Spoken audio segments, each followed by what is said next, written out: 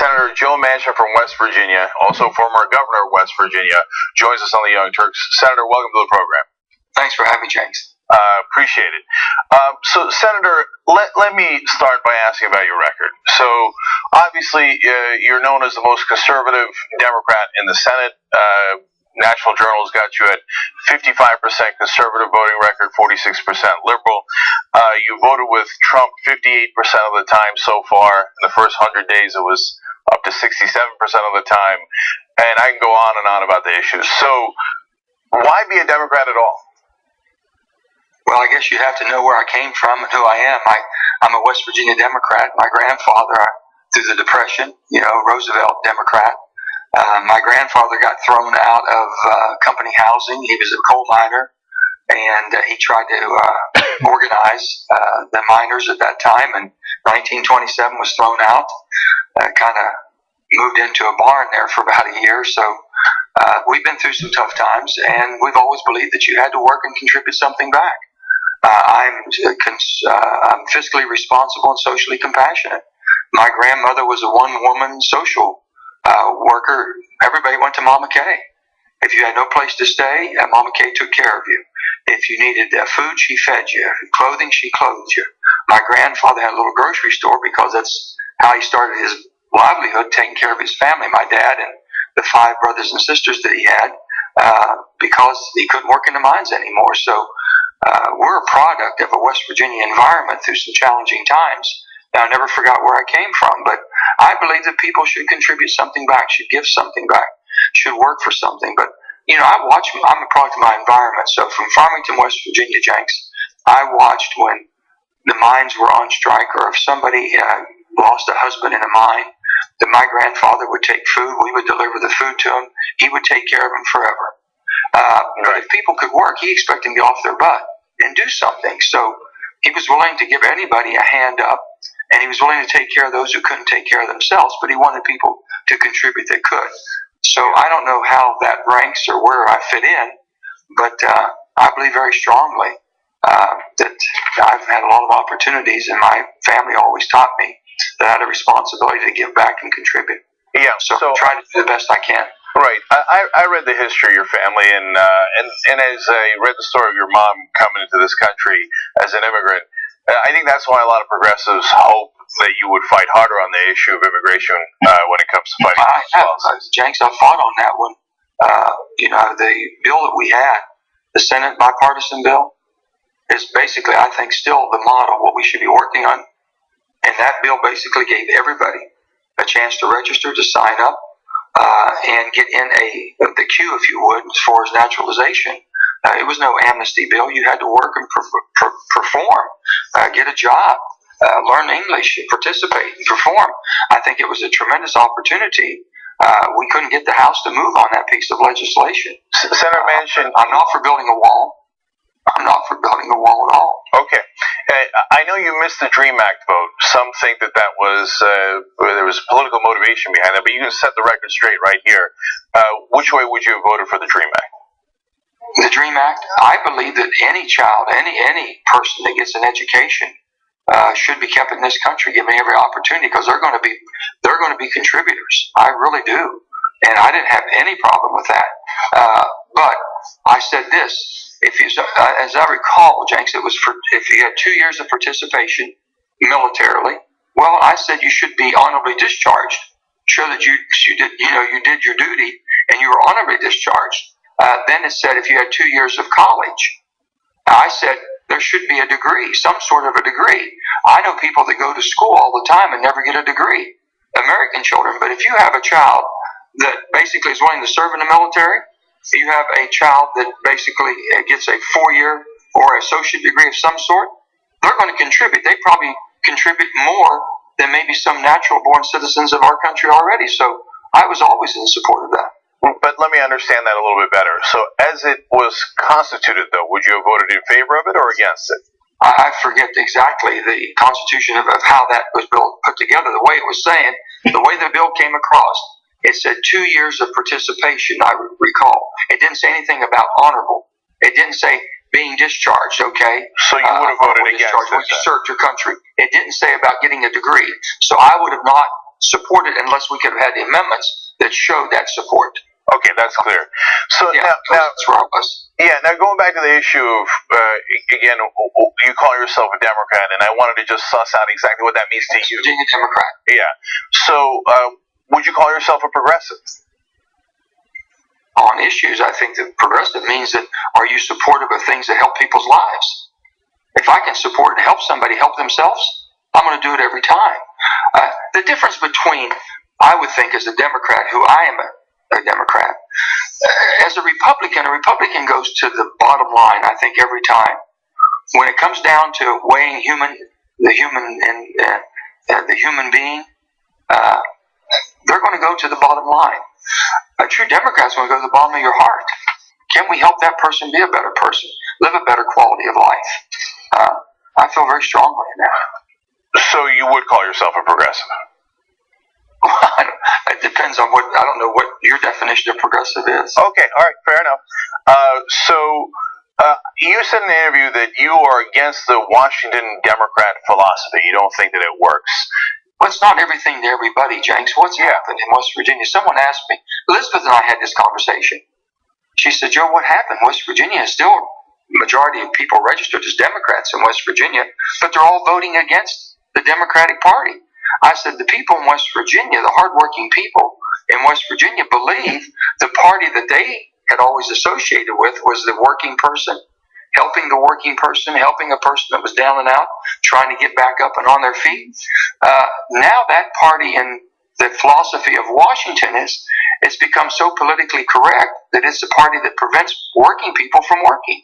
The overreach, overregulation, over-intervening and interfering.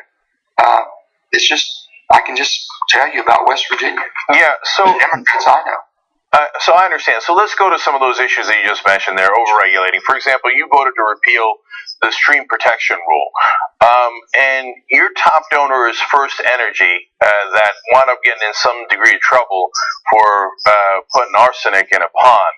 It seems like they would benefit from the repeal of that regulation. So did that have anything to do with your vote? No. James, I know it's hard to believe, and I know it's hard for people to. I don't have any idea who gives me money. I don't solicit from the standpoint that you do this for me, quid pro quo. That's never been me. That's not my political mantra at all. With that being said, the stream protection rule, I couldn't even get a definition on what they consider a stream. Should a stream have water in it? Should it have aquatic life? Should it be disposing into our water, our streams, if you can, or our rivers or water sources? The overreach that they had on some of this stuff made no sense at all. And I couldn't go home and explain it. I've always said this, Jenks, if I can't go home in West Virginia and explain it, I sure as heck can't vote for it. And some of this does not make sense. I have said this, I think there's a balance between the environment and economy. We have a responsibility. If there's a certain criteria that we're trying to meet, then we should have the technology that we have developed showing that that can be done.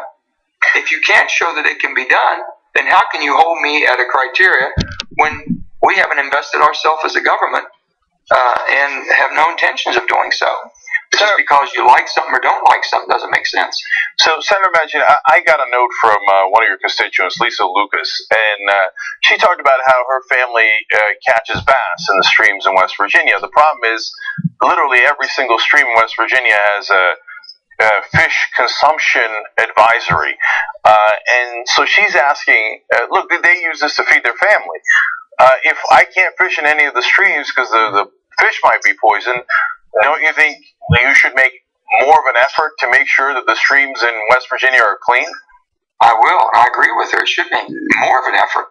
And I think that some of the streams we have is cleaned up quite a bit, Jenks. I fish in the streams as much as I possibly can. I keep my fishing pole in my car because when I go over the mountains and I fish all through the mountains of West Virginia, I'm fishing for trout, bass, everything I possibly can. And I know those fish. I've eaten the fish, so I know those fish can. And there's some streams that because of algae blooms and different things, but if there's discharge and that discharge does not meet the Clean Water Act, then they shouldn't be doing it. There should be no discharge, or it should be cleaned up, or it should be fined to the point to where they're able to stop and clean it up. If not, they should be cease and desist. So, Senator Manchin, I want to show you a graphic here, graphic 1, and then, if we can, 2 as well. But let's start with 1. This is the list of your top donors. I thought you said that you don't. I understand that you said you don't do quid pro quo. That was clear. Yeah. But you know who your top donors are, right? I do not. You don't know who your top donors are? I do not. You're showing me something I've never seen. Okay, so this is from Open Secrets. I know you have, James. I know that it's hard for anyone to believe. I do not. I never have. And I've been around this process for a long time. Never have. I had a person one time come to my office when I was governor, James. And they come in, they said, they were asking for something. It didn't make any sense to me at all. And they said, well, you know, we had a big fundraiser for you. And I said, oh, you did? Well, I would have thought you were investing in good government. I guess we were both wrong. So tell me how much, I'll make sure you get it back. So, all right, I believe that the audience out there, I got to be honest with you, Senator, is going to be in a little bit of disbelief that. Well, there's still those of us who are involved in public service for the sake of serving the public. Okay, so when the donations come in, your staff doesn't tell you about it? I never ask. Okay. I never ask, and they never tell me. They'll tell me the amounts. If we have a fundraiser, I know the amounts. I know how much we're raising. I know what it takes to run a campaign. But individually, they don't come and say, oh, this, and this. Right. Your limits in West Virginia, the limits were always $1,000. That was the maximum anybody can give you. So no corporations or businesses. Mm-hmm. So the list stands out for a number of reasons. One is that it is filled to the rim with energy companies. And I know you worked at an energy company in 2009 and 2010 as well, and you were an executive there. And you have voted with energy companies very consistently, hence a natural question. I believe in an all-in energy policy. I know what it takes to run the country. You need base load. The only base load you have that you can count on 24/7, James, is coal and nuclear. It's uninterruptible power. Natural gas, especially in West Virginia, we've got so much with the Marcellus and Utica Shale now, that produces a tremendous amount of new energy, but it is interruptible, but it's even overtaken how much energy it's producing versus what coal and nuclear is. But when you take coal, nuclear, and gas today, you're well over 70-80% of the energy this country consumes. So I'm a realist. I understand the energy market. And I think there's a balance there to be had, and it creates a lot of good jobs in West Virginia. It's a way of life in West Virginia. It's what we've always done, which is the heavy lifting for the country. But does it, so Senator Manchin, I looked up the median income in West Virginia. Now, you've served West Virginia for a long time as governor and then senator. And the median income is, for West Virginia, is 48th in the country. So the third from the bottom. So if helping the energy companies and the coal companies winds up helping the citizens, how come it hasn't in West Virginia? Well, we have the ups and downs, but the biggest problem that we've had in West Virginia is absentee ownership. We have a lot of these companies that take the profits out of our state and have always done, especially in our southern counties. 10 to 12 of our southern counties, the large landowners, my goodness, some of the gilded homes up in Rhode Island were built. Berwyn Land and Pocahontas Land, and some of those who still are receiving the benefits from the hard work of West Virginians. And these people aren't putting money back into the state. That has been a tremendous challenge that we've had from day one. And out of 55 counties, I've got 10 to 15 counties that really are challenged and struggle, and they're up and down with the energy market. We haven't diversified. We need broadband high speed. We've tried to expand out. When I was governor, we put broadband and high speed in every school in West Virginia. No matter how far up a holler or creek it was, we got it to them. We just haven't had the markets that dispersed out into the public because it's so diverse, and we're trying everything possible. If you want to know what infrastructure we need, and I would tell President Trump, if you're going to, we need to have connectivity in West Virginia so everybody has a chance. So I'm going to show you one more graphic here. It's actually graphic 3, and it shows, again, Open Secrets, the contributions that are coming in. Now, I know you say you don't check this, but there's one larger picture, macro question I wanted to ask you about this. Your small individual contributions make up only 1% of the money coming in from 2013 to 2018 into your campaigns. So 99% big money, 1% small money. So I wonder if you're for getting big money out of politics. It's a literal question. Or do you think the current system is fine? Oh, the current system is not fine. The current system has destroyed the politics or the government as we know how we go through this process of electing people. The dark money coming in is horrible. It's not the money the candidates run. Forget about that, Jenks. That money's not going to make a difference in who wins and who loses. It's the dark money coming in that we have no control whatsoever. Citizens United is absolutely destroying our country. And it should be outlawed. It should be done away with. It should have never come into being. So do you think there should be public financing instead of private financing of elections? I tried public finance when I was governor of West Virginia and supported it. Absolutely. Would you be in favor of an amendment to get money out of politics? Absolutely. Okay. You talk about money being the root of all evils. In politics, it's destroying politics as we know it. Yeah. And I think that the length of time, on top of taking money out, wouldn't it be great if you put a time limit on what periods of time we can campaign? I mean, we're talking a year and a half out now, Jenks. 2018. I can tell you, I'm sick and tired of it already. Just getting started. We got a year and a half of this to go. So one way to go is how your primary opponent, Paula Jean Swearengin, is going, which is to say, I'm going to forsake the big money overall. I'm just only going to take small money contributions. Have you considered that for yourself, Senator Manchin?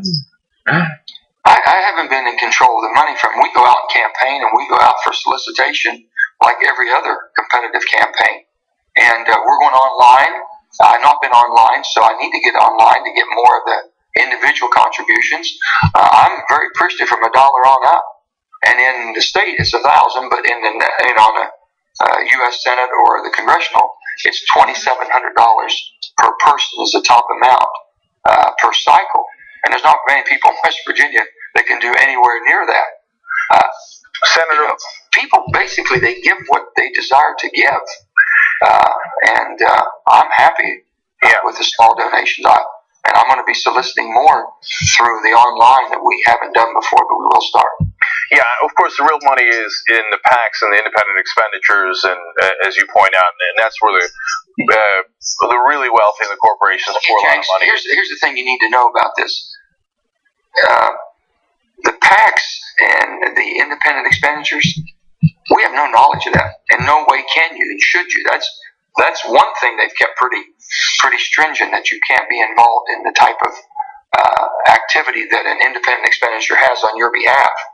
But they're all lined up. They're all lining up in different categories. Right now, the Republicans want 60 Republicans, and they look at West Virginia as being a layup. Donald Trump wins by 42, 43 points. That's definitely Republican territory. That's our number one hit list. That should be a Republican. And they're going around the country having all these independent expenditures saying, here's one where you can donate to, and we're going to pick that one up with no problem at all, West Virginia. And that's what we're dealing with. Yeah, so on that front, you've asked people to sign a pledge, your colleagues to sign a pledge not to work against the current incumbents in the Senate. But wouldn't that freeze in the advantage that the Republicans have now? They have a 52 to 48 lead. So if you just keep the current composure of the Senate, that locks in Republican majorities forever if you actually delivered on that pledge. I hope not, Jenks. That's not the intent. I said, let me explain it to you this way. I go to work every day in Washington in a hostile environment. That hostile environment is, if you want to get something done and you're upset and you're frustrated with the process and the toxic environment that we have in Washington, think about going to work every day and your fellow workers trying to get you fired, Jenks. They're doing everything they can to undermine you and undercut you. So when you come to work as a Democrat, just be having a D by your name, every R, no matter how close you think they are, how good a friend you think they may be, they have been programmed to go out and raise money and campaign against you and defeat you because we need more R's. And the D's do the same thing. So when Harry Reid first told me, I said, Harry, I can tell you what's wrong with the place. I said, if you did this kind of shenanigans in West Virginia, someone would meet you after work in the parking lot and get you straight. That's how we do things back home. It's not the right way, but that's the West Virginia way. And I said, this is not right. You can't expect me to raise money against Republicans that I'm working with. And I said that's only about setting colleagues. If you're already a setting colleague, you're already in here, then we shouldn't be allowed to raise money and campaign against each other if you expect us to get something accomplished in Washington. That's all I said. So, Senator Manchin, I think that people are concerned that that locks in the current system and the establishment as it is, and people feel that it's not representing them well, and so that's why they're looking for primaries and other people, especially to get rid of Republicans. But look, you've got a mixed record there, to be honest, Senator Manchin, in West Virginia too. I mean, in '96, when you were running a primary against Charlotte Pritt, and she won, you wrote a letter to 900 Democrats saying to not support her, support Cecil Underwood, the Republican, instead. So, why did you do that, and why did you lobby against a fellow Democratic colleague in West Virginia? It wasn't that. I'm a West Virginian first, and I just wanted to have the best person I thought had the capacity and the capability of running the state. Charlotte's a good person, was a great legislator. She brought a wealth of ideas to it. I didn't think she had the experience to actually run a state. And it takes a lot more than just being a legislator if you're going to be an executive. Being an executive and a legislator are two different things. So let's go to some of the issues. Medicare for All, now backed by your colleague that you mentioned earlier, Elizabeth Warren. Tammy Baldwin looks like she's going to support it. It's obviously Bernie Sanders on board. And the list is growing. Kirsten Gillibrand. So what's your position on Medicare for All? Medicare for All, or the one-payer system I think we're talking about, I think it should be debated. I think that there should be a working group looking at all aspects of that. If we're trying to make the public believe that we can have a market-driven system in healthcare that we do today, right, wrong, or indifferent, it's market-driven, that you're going to get the same services through a one-payer system, or you're going to pay the same taxes that you're paying now. Whatever you're paying is going to be the same. I think that's not correct and not accurate, not an honest attempt at telling the people what it's going to take in order for us to go that direction. But I think it's something we should be looking at. When you become 65, they don't ask you about your pre-existing condition. They don't ask you what concerns and problems you may have. They're going to take care of you. So I understand where that comes from. I want to make sure we look at every aspect of it. So I am very open and very willing to sit down and look at a system that can give better health care, better quality of service. Jenks, we just expanded health care for 20 million people. In West Virginia, 175,000 people who never had health care are getting it for the first time. Up until this time, the only health care services they received was going to the emergency room. That's not the healthiest way to keep yourself in a preventive care to get from illness. You're using it when you need it the most. But we've never instructed or tried to educate people how to use their newfound wealth. The newfound wealth they have now is health care. So before the Republicans just want to throw everybody out, can't we sit down and help work with people? How can you give $600 billion of tax rebates to the wealthiest people in America and then take it away from $800 billion of service to the poorest people? That's a non-starter. Yeah. So the Republican proposals are draconian, and I think almost everybody, certainly on the Democratic side, agrees, including yourself, that that's not the right way to go. Last question on Medicare for All. You've got 60% of the country that now says they're in favor of it. That is a big, big percentage. Obviously, Medicare, as it is applied, has a popularity rating of 77%. Even 53% say yes, government-run, single-payer health care. So with those huge numbers behind you, you said you're open to it, but a lot of senators have now come out and declared, yes, we are for Medicare for all. Well, are you there yet? Know that they're going to pay difference in taxes, too. The tax system, if you look at the countries that have one-payer system, everybody pays something. Everybody's paying into it. And also, you're going to be, your access to health care is going to be a little bit more controlled. That's how they control the prices. I'm supporting the U.S. negotiating. Don't you think, Jenks, that the U.S. government should negotiate for lower prices, whether it's pharmaceuticals or anything? They should be in there. How do we allow Medicare not to negotiate? Doesn't make any sense to me at all. Right. But so you're saying that there are going to be higher taxes for Medicare for all, which is true, but then you would have no premiums, no deductibles, no co-pays, etc. So are you in favor of it or no? We have this young boy, this young child. I just was thinking of England right now, in London, UK. This one child, right? They're deciding now whether that child gets services or not. I don't think that would be a decision we'd make in America. So you're not for Medicare for all. I'm just trying to understand.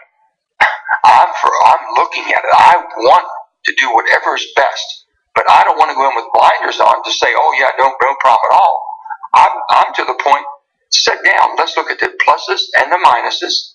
Make sure the public sees it transparent and makes decisions. Okay.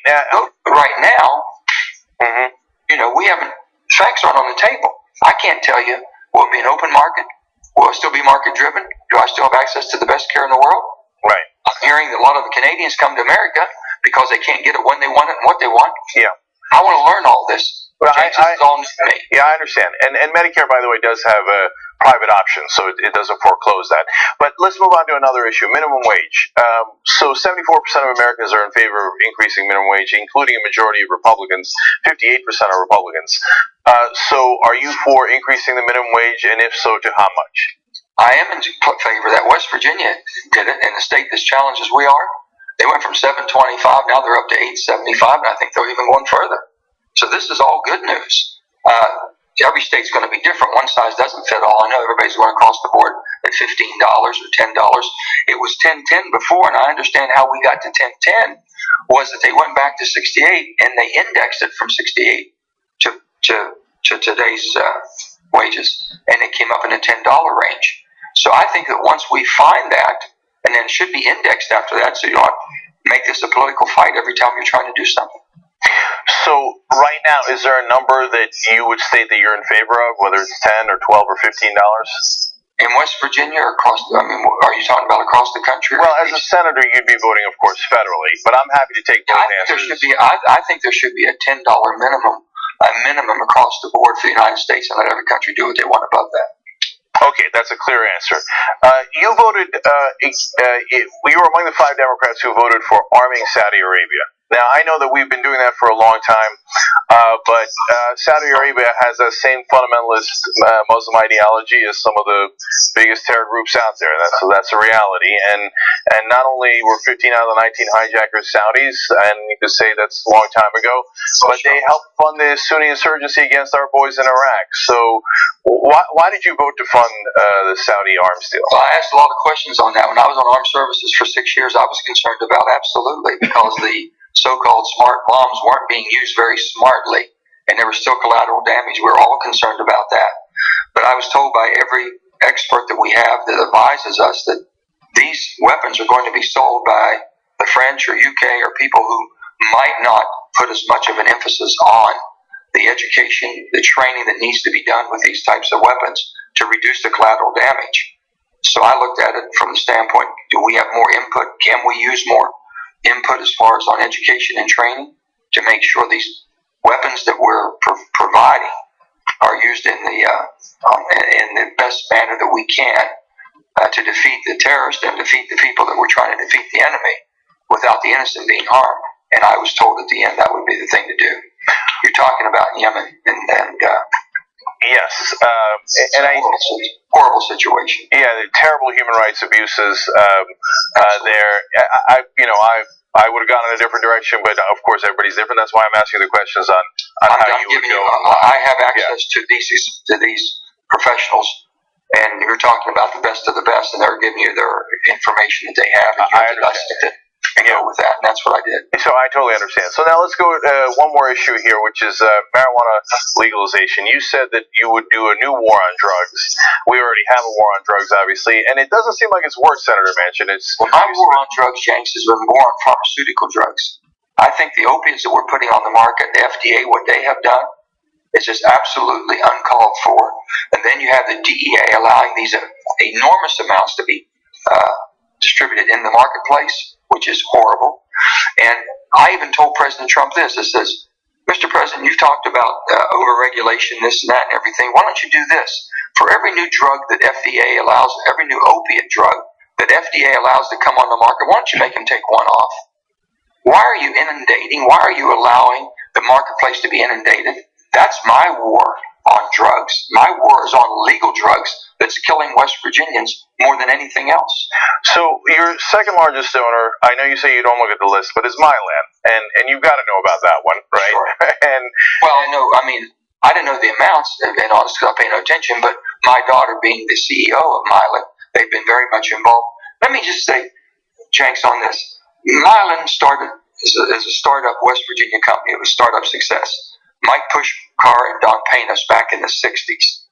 This has grown into a company that provides 3,500 of the best paying jobs in West Virginia, makes more pharmaceuticals. They've saved the country $187 billion in the last 10 years. So it's a company that we're proud of in West Virginia. And it's a company that I know and I've watched grow over the years. My daughter started over 22 to 25 years ago in the data processing in the mailroom, worked her way up. Only an American can have that opportunity. And, I'm proud of all the opportunities people have there. But Senator Manchin, and I know your daughter's here. I'm less concerned about that. I look at the donor list. I am concerned about that. And Sure. They increased the price of EpiPen by 600%. And everybody knows that. And that was a big story in the press. But the one that really got my attention was when Health and Human Services said they defrauded American taxpayers to the tune of $1.27 billion. So I'm wondering if you think that they should pay all of that money back, because they did a settlement where they only paid back 400 some odd million. That leaves another $800 million they could pay back, or whether the government should stop working with Mylan if they're given their record of defrauding the U.S. here. Well, I guess that'll be in the court system. I don't know anything except I know that would be in the court system. If that's the case, the federal government would take it. If a federal government takes a settlement, then you got to think that they didn't have much of a case to take a settlement. I don't know enough about that, Jenks, to speak on that issue. I've tried to stay out of these issues because of our relationship. I love my daughter unconditionally. The most beautiful person with the biggest heart I've ever met. So I love her unconditionally, and I support her any and every way I possibly can in her private life. Her public life is something she has taken, and she has worked her rear end off of, and she is where she is because of her determination and hard work. So wherever that goes, that's going to go.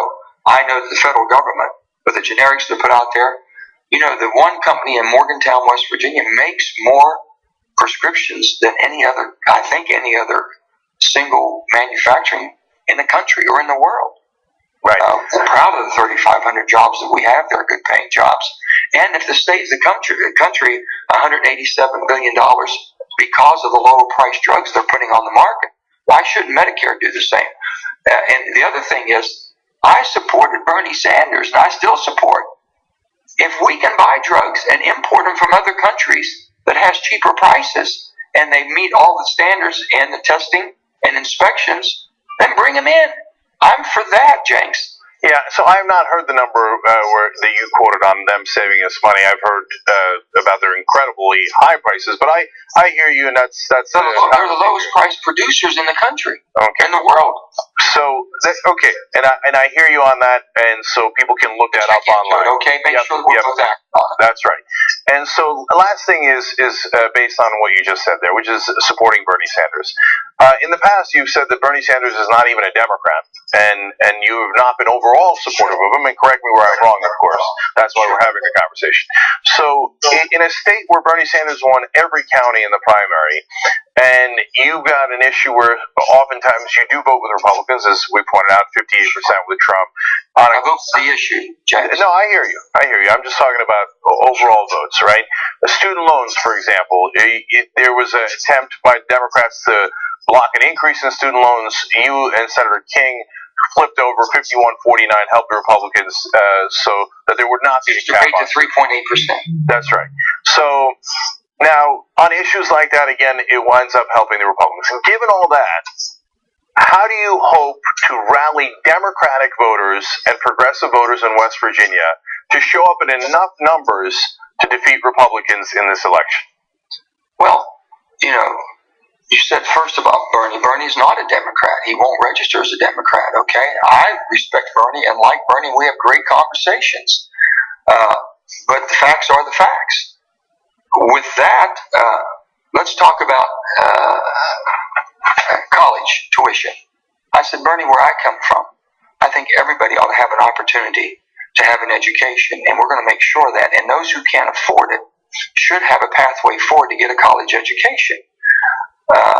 If they take full load and graduate on time and complete something, and give 2 years of service to the country in some way, in social services or whatever, that should exonerate them from paying anything back. That should be free education.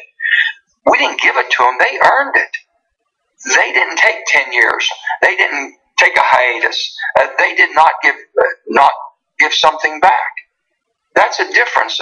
And I think there's a lot of West Virginians that feel the same as I do. I need help. Help me. And I'll help myself, and I'll show you that the investment you made was worthy of that investment. I'm worthy of that investment. So I think there's enough people that's going to look at me, and they know my record. When I was governor, I got this state in the best financial shape it's ever been in. I expanded services to the seniors, to the poor, to the children, more than ever before. I did everything I could because I basically said that we're a product of our environment. My commitment to West Virginia is based on my values of who I am. That means our children should have a start, seniors should be looked after and taken care of for the contributions they make, and veterans should be rewarded for the services they've given. I just couldn't be everything to everybody. And I'm sure there's some people, and I guess when you talk about progressives, you're talking about the liberal wing that think that I should be more liberal and more liberal, if you will. I want to think I'm more responsible and more compassionate. All right, Senator Joe Manchin, thank you for joining us on the Young Turks. We appreciate you taking the time out and addressing the audience on these really important questions. Thank you so much. It's great being with you, and look forward to being back with you, too. On any issues, I'm happy to explain. I might not always agree, but you know what? I owe everybody an explanation where I'm coming from and the reason I vote. And if I make a mistake, I'll be the first to admit I made a mistake, and I can fix it. All right, thank you, Senator Manchin. We appreciate it. Thank you, Cenk. It's good to be with you.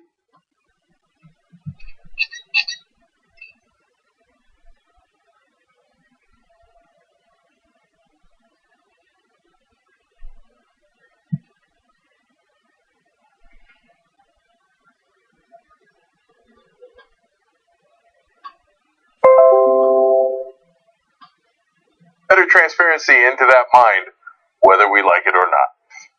Whatever that mind shows us.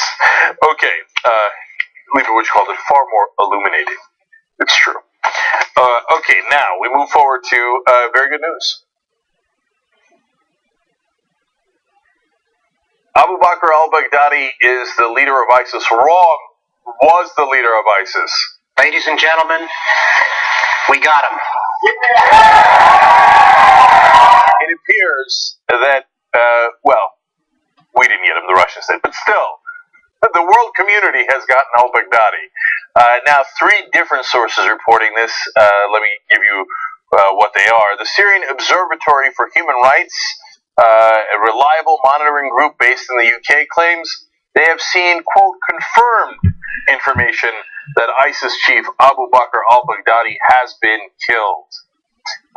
Mediaite explains the Russian military claimed last month, I should say, that the jihadi leader most likely died after they launched an airstrike against an ISIS gathering near their headquarters in Raqqa. While those reports were never clarified by American intelligence, AFP, which is the main news outlet in France, picked up a statement from SOHR Director Rami Abdel Rahman claiming al-Baghdadi's death was confirmed among the ISIS chain of command. Now, I'm going to double down that the American officials have not yet confirmed his death, but today someone else did, and that was ISIS. ISIS has confirmed that al-Baghdadi has passed away. Now, I had been saying for a long time, unfortunately, our adversary in al-Baghdadi was quite intelligent, and he did things that were bold and actually did play three-dimensional chess to some degree. And that was terrible news, because you don't want an adversary like that, and that is why they were able to grab a huge chunk of land and renewable source of revenue for themselves in both Iraq and Syria, and caused all this damage worldwide. And I said that if he was taken out, likely ISIS would fall into disarray, because there's not a lot of other brilliant Muslim radicals running around. Fundamentalism doesn't often lead itself to great acumen in strategy, skills, and analysis of the facts on the ground. So Baghdadi now, if it is true that he is gone, I think it'll be an enormous setback for ISIS. I cannot overstate how big a setback that'll be. So now it's possible that this is an elaborate ruse by ISIS to pretend that he's dead when he's not, but I don't think the Russians would want to play along with that ruse, let alone the other human rights groups, etc., that are reporting it. So not 100% confirmed yet, but pretty close. And if that's true, that's pretty great news for the world. And you know, I was very frustrated with the CIA because they do a lot of things wrong, and there are some things we need them to do right, such as find al-Baghdadi. Unfortunately, it appears they didn't, the Russians did. But I'll take it either way, and it's good for the world. Now, in other news related to ISIS, they have lost Mosul. That fell very recently to a combination of troops, mainly led by the Iraqi government, but Kurdish Peshmerga and some of our allies, such as they are in Syria, are also now besieging Raqqa, which is inside Syria and is the so-called capital of ISIS. But Mosul was a very important city in Iraq that ISIS had captured. Now the Iraqi government has recaptured it. And American leaders on the ground, military leaders on the ground, saying, beseeching basically the Iraqi government to not make the same mistakes that it made in the past, which is to alienate Sunnis in Iraq and not to give them any voice in their government, which then leads to an uprising, which now U.S. military leaders are warning could lead to an ISIS 2.0. So, the leader of ISIS is dead, now long live the new leader. According to the reports, ISIS has not picked a new leader yet, but when we were in the old days of killing the number 3 guy in Al-Qaeda, you remember, or the number 2 guy, we would kill an endless slew of number 2 and number 3 guys in Al-Qaeda, and the problem would never go away. There'd just be a new one. In the case of ISIS, I think killing the number 1 guy is going to have a big impact. And afterwards, Trump will take credit and go, see, I told you I'd take care of ISIS. The plan to retake Mosul had nothing to do with Donald Trump. Getting Baghdadi had nothing to do with Donald Trump, but you tried explaining those nuances to his followers once they put on their red hats. I think the red hat signals no thinking allowed here. Okay. Hey, look, he's got a black hat. That might have meant the same thing. But in his case, he was unfortunately a smart tactician, but unfortunate for him, that didn't last long. So, good news for the world today. Okay. I don't know if as a lib I'm allowed to celebrate anybody's death, but if I am, this is the moment for it. Okay, now let's go to Betsy DeVos. Betsy DeVos has a brilliant new idea. She's reconsidering some of the policies in the education department, and Title IX guidance on campus rape and sexual assault is among those. And so she's going to meet with some leaders who care about that issue. And she's decided to meet with leaders who also don't care about that issue, or care about it in a different way where they think it should be de-emphasized. Curious. So let's give you details on those meetings.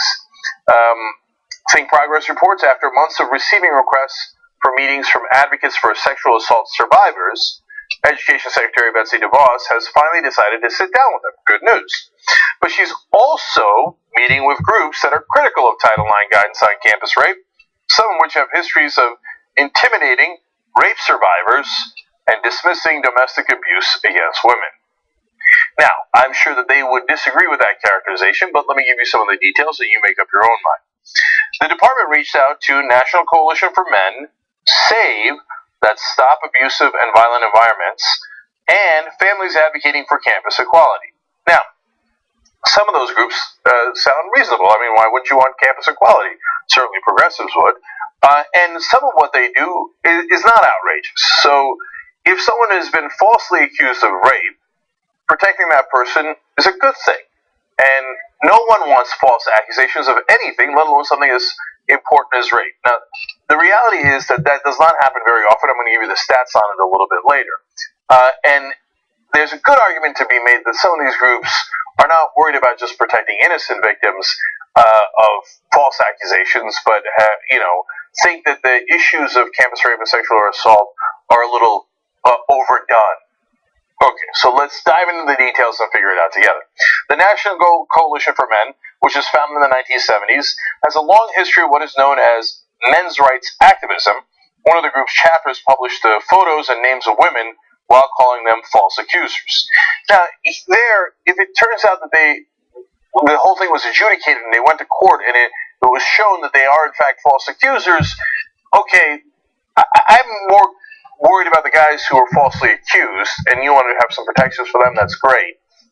But publishing the pictures of those women, I don't know how necessary it is or how helpful it is, but you can make a case for it. I wouldn't do it. It's not a close case for me. But if you're in that group, I guess I get it. But did you really make sure that those were all adjudicated? Or did you start putting up pictures of women who had rape accusations, some of which might have been true, and then you put their picture up as, false accusers? I mean, if you're going to go down that road, which I would never go down because I think it's a dangerous and bad idea, you better make sure that you come correct. And are you sure the National Coalition for Men has made absolutely sure that all these cases are adjudicated? Let me assure you that I'm not positive about that. And look, the men's rights movement, I'm a man, right? So why would I be against men's rights? Because I'm not against men's rights. Nobody is. Men already have a lot of rights. So, see, the way that it worked was we had all the rights in the beginning, and then eventually it spread out to more and more people. In fact, it was, of course, as you know, propertied white men and then non-propertied white men, and the list goes on of the people who got rights. So it's not like men needed someone to protect them because, oh my gosh, they've been discriminated against for such a long time. Now, if the pendulum swung too far, and you can show a couple of cases here, in this divorce proceeding, you see how it is no longer equal. Okay, that's a good conversation to have, and I've had that conversation. And as it turns out, men's rights groups don't really stop there. The more you get in the weeds, the uglier it gets. And talk about how women had this coming and that coming, and they've been taking away our rights forever. Taking away your rights? No, you have to show very specific examples. Otherwise, you're the ones who started with all the rights in the first place. And that includes me. Just read history, any history. But obviously some people are not enamored with facts. So now let's get to some of the other groups. In 2012, the group, let me make sure that I've got the right group here. This is referring still to the National Coalition for Men. Okay, in 2012, the group supported the Republican House version of the Violence Against Women Act, which removed protections for LGBTQ people in crisis centers. The group has been very litigious when it notices events specifically designated as for women. Its members sued a strip club for letting women in for free during its ladies' night, and sued a company called Chick CEO for not letting men into a women's networking event. Look, I'm not sure I want to bust into a women's networking event, but if you thought that the CEO of that company and all the executives were women and men did not have a right, did not have a good way to advance in that company, as women have had that problem in many industries for a long, long time, but it happened in that particular case and you want to pursue that, I understand. You'll have to prove your case in court, etc. But now we're getting into suing strip clubs for ladies' nights? I mean, my conservative friends, wouldn't you call that a snowflake? Like, you were so bothered that you couldn't get free night at the strip club and they only had it for ladies' night? You don't see the logic in that? And you say, oh no, I gotta have equality at the strip club. Men have never had equality at strip clubs, and now we need it. You see, when you make a case like that, it makes everybody think you're a jackass. Okay, certainly makes me think that. I suspect a large portion of the audience. But actually, the one that's most harmful is going after LGBTQ rights. If you're for men, why do you care? Gay men, straight men? Or I thought you were for equality. All of a sudden, it looks like you're not for equality, and so you've got other agendas. So now let's look at the reality of the stats here. Researchers estimate that somewhere between 2 and 10% of rape allegations are false.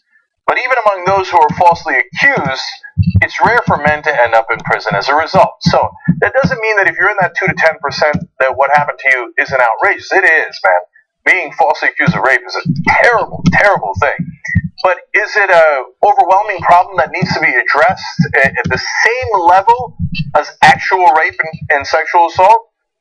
Well, I want the appropriate resource to go into both problems, but appropriate also means proportionate. So if you call that 50-50, and then the stats don't back it up. In fact, let me give you the other side. For students who were found responsible for sexual assault, only 30% were actually expelled, according to a 2014 Huffington Post analysis of data from over 100 schools. So you have a huge problem of campus rape and sexual assault, and most of the people who do it, unfortunately, get away with it. And there's not enough resources to track down and make sure that there's justice in that system.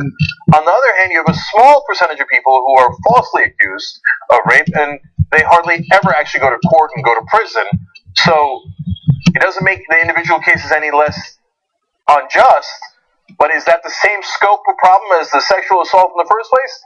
No, the numbers show you that it is not. So just have a sense of proportion here. Now we go to the National Coalition for Men president. That's Harry Crouch, president of National Coalition for Men. He has also vocally blamed survivors for the abuse they faced. In a 2014 interview with Pacific Standard, Crouch defended Ray Rice, a former football player who was indicted in 2014 on third-degree aggravated assault for an incident involving his then-fiancée.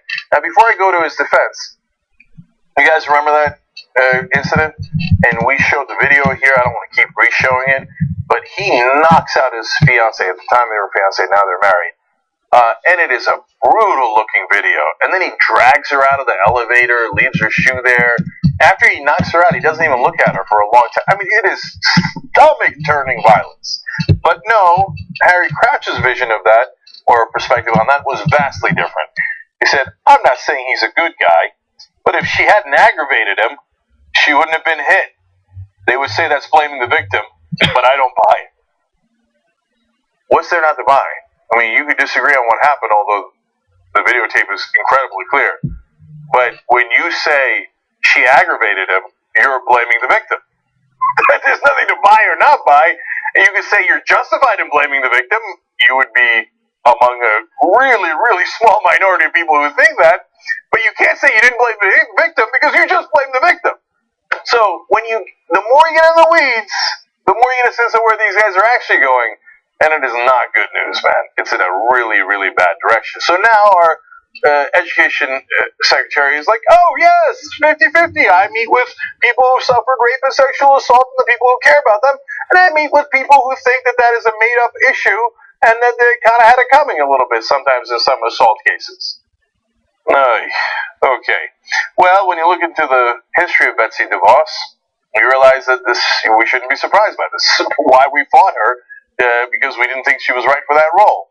Well, it turns out the Dick and Betsy DeVos Family Foundation made donations totaling $25,000 to Foundations for Individual Rights in Education, which has shared articles dismissive of sexual assault survivors. One read, unfortunately, much of the feminist war on rape has conflated sexual assault with muddled, often alcohol-fueled sexual encounters that involve miscommunication. You call it rape, I call it miscommunication. They gave money to that cause. So now are you surprised that Betsy DeVos is meeting with people who are for men's rights to protect men from the miscommunication that happens when they're what they admit are alcohol-fueled sexual encounters? Look, people being drunk and having sex all this time. When someone is knocked out unconscious from drinking, yes, that's rape. And that is not a 50-50 question. That is a legal question, and it is settled. The fact that we are now relitigating this at the Department of Education is horrific. Okay, we got to take a break. When we come back, the Trump Jr. saga. Oh, Fredo, what have you done?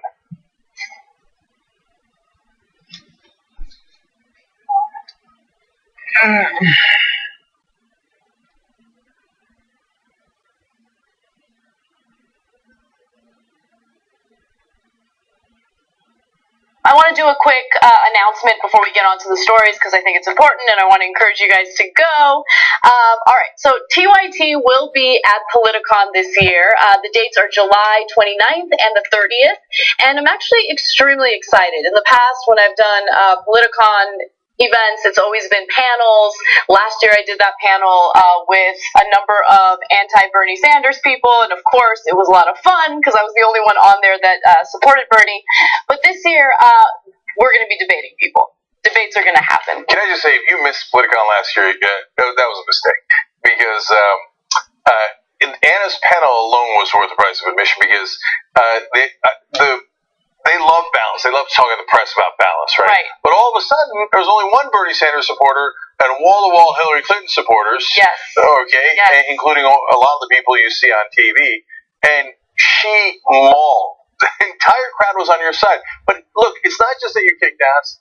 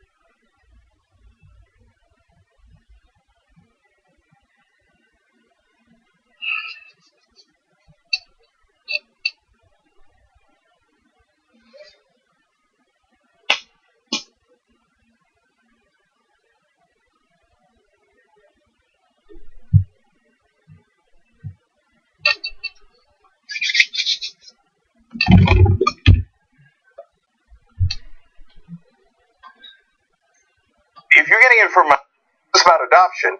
And then when he found out, oh, shoot, they know what the meeting was about, he's like, fine, I was trying to get dirt on Hillary Clinton, but there's nothing wrong with that. That's not true. There is something wrong with that.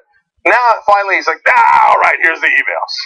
Now, remember yesterday he tweeted out, obviously, I'm the first person on a campaign to ever take a meeting to hear info about an opponent.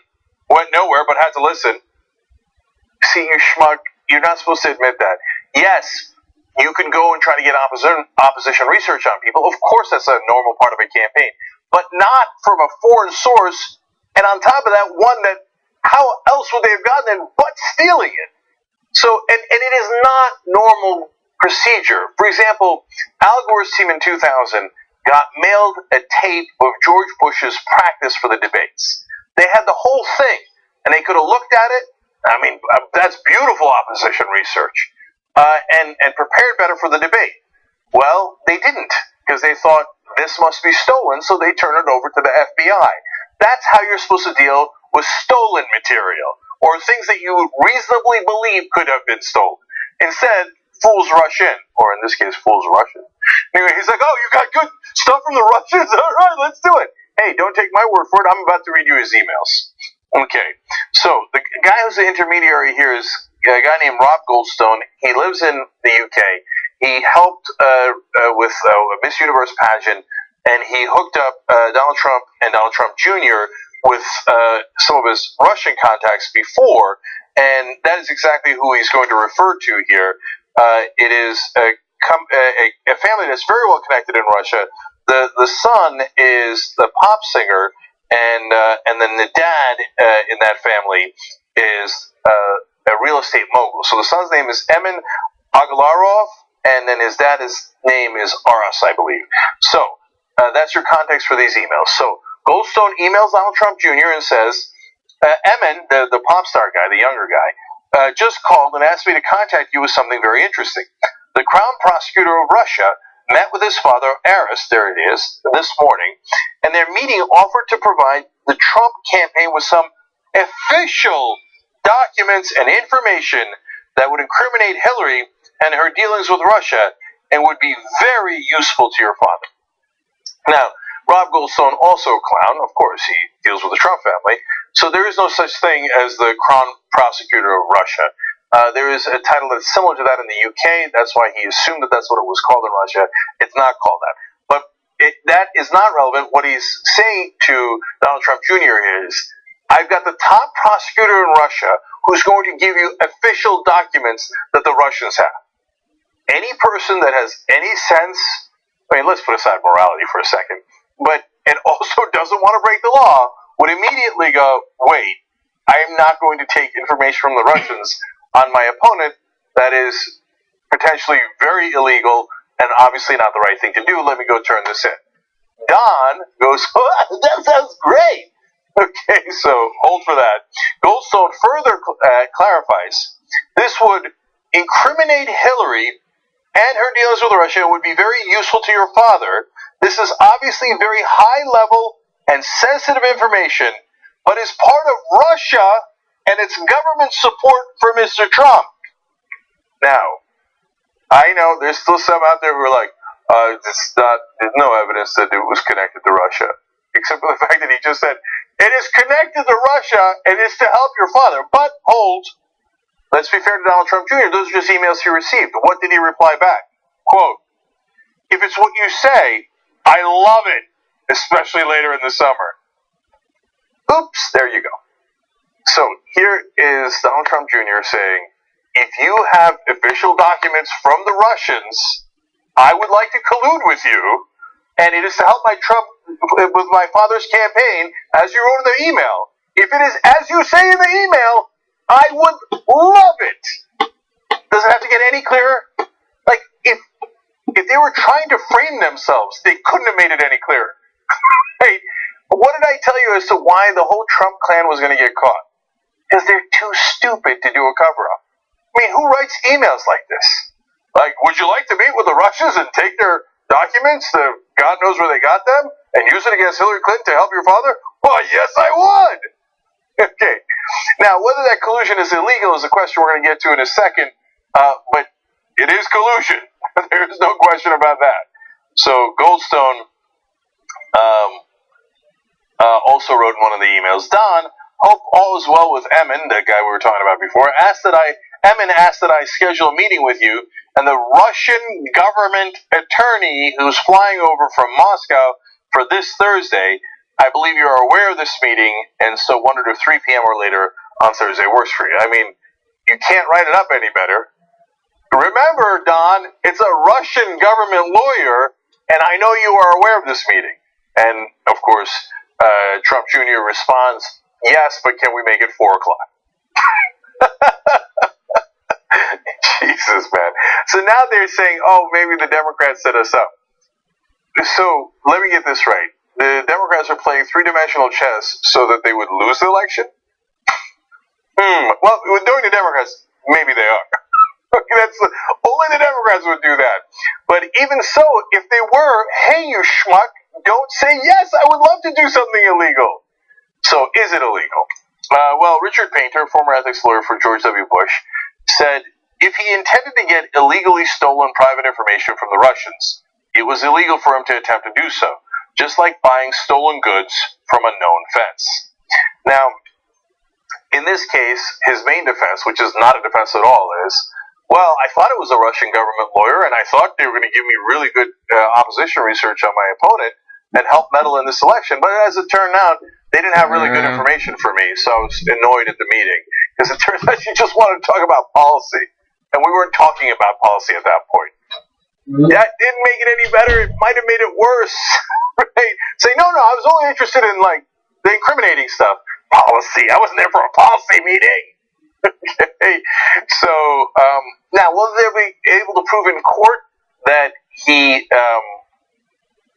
had the intent to receive stolen goods, and that he involved Jared Kushner, who was also at the meeting, and Paul Manafort, who was the campaign manager for Trump at that time, and whether you could prove all 3 of them had the intent to receive stolen goods? That's a good open question. We'll see you in court and try to figure it out. You know what comes before court, though? Handcuffs.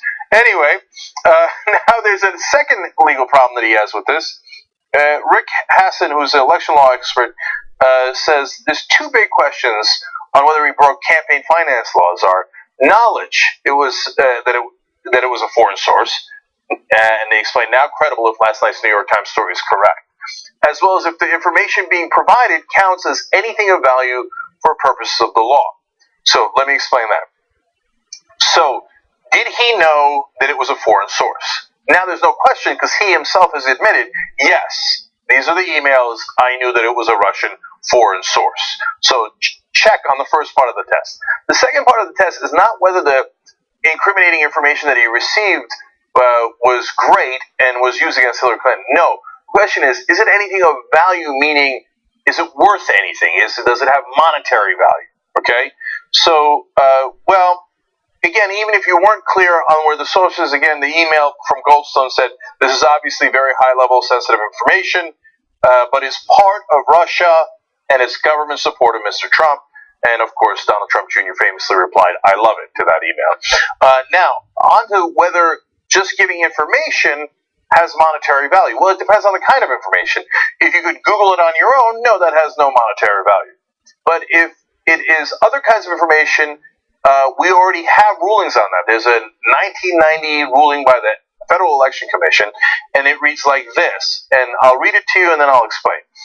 They explain that in that case, if, however, Mr. Hochberg imparts poll result information to you or anyone else working for your campaign, including any data or any analysis of the results, or if he uses the poll information to advise your campaign on matters such as campaign strategy or creating media messages, such poll information will constitute an in-kind contribution from Mr. Hochberg to your campaign and an expenditure in an equal amount by your committee.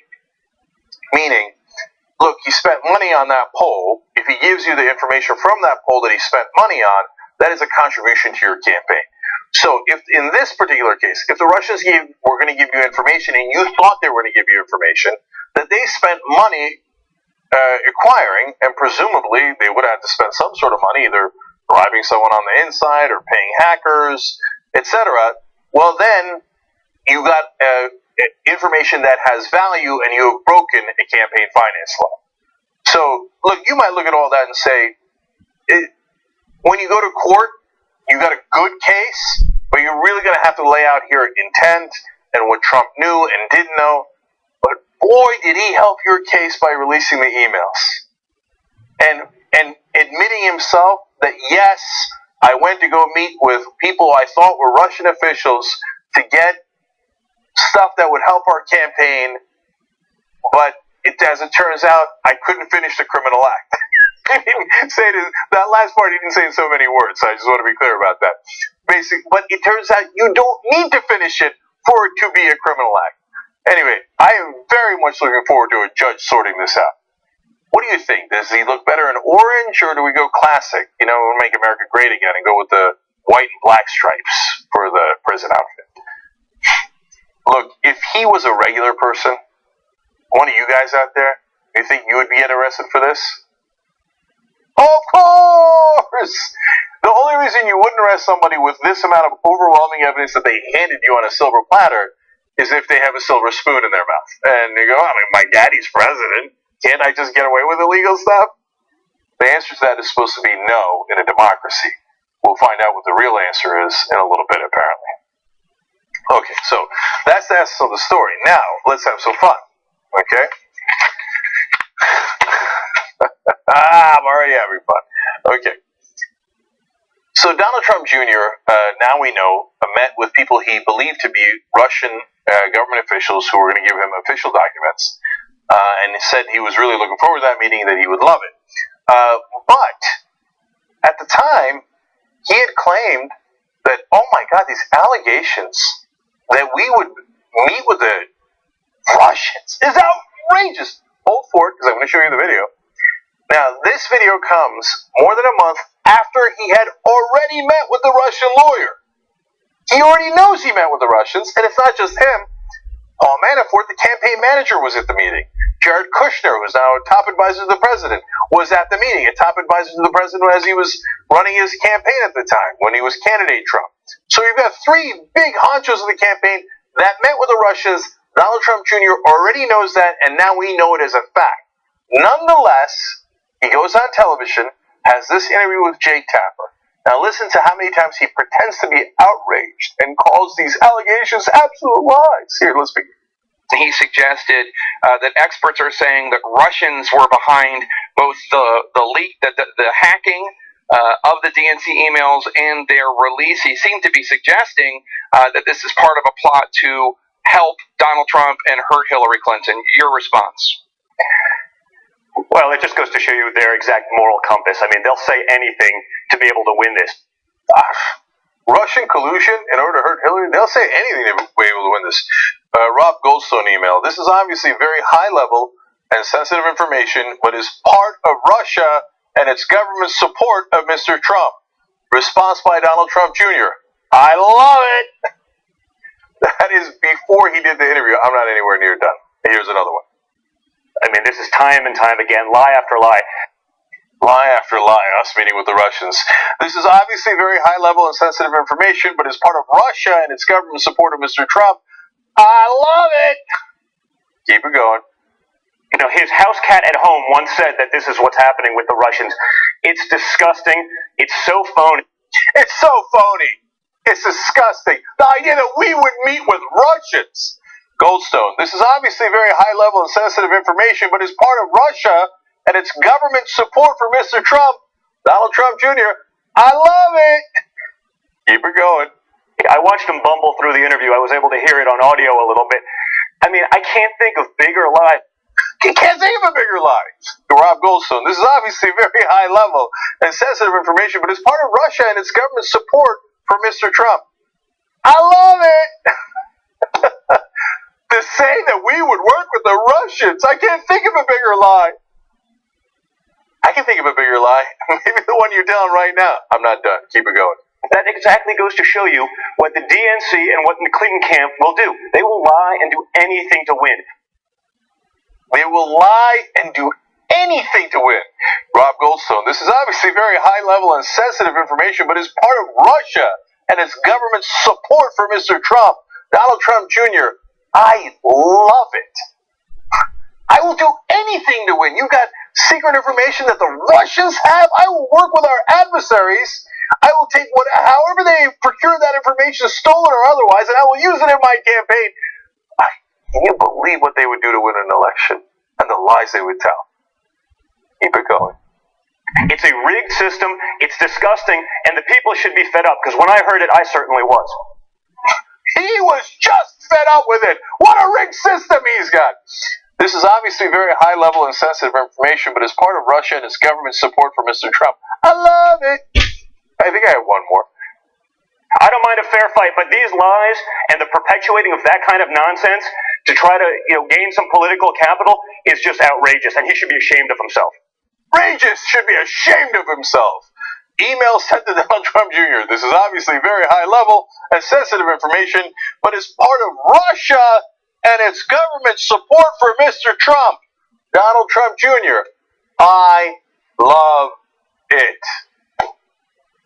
I believe that is working with the Russians. And certainly, Donald Trump Jr. had every intention to meet with the Russians to get whatever information they had about Hillary Clinton from whatever sources and however they procured that. And he would go to any lengths to win, legal or not. And that's not me saying it, that's him saying it in emails he released himself, saying he loved the idea of working with the Russians to get Hillary Clinton, no matter how they got the information. And then he goes on television going, the idea that we would meet with Russians and collude with them to get information about Hillary Clinton. It is so phony and disgusting. How dare they? Well, we now have an excellent idea of who is in fact phony and disgusting. We'll be right back.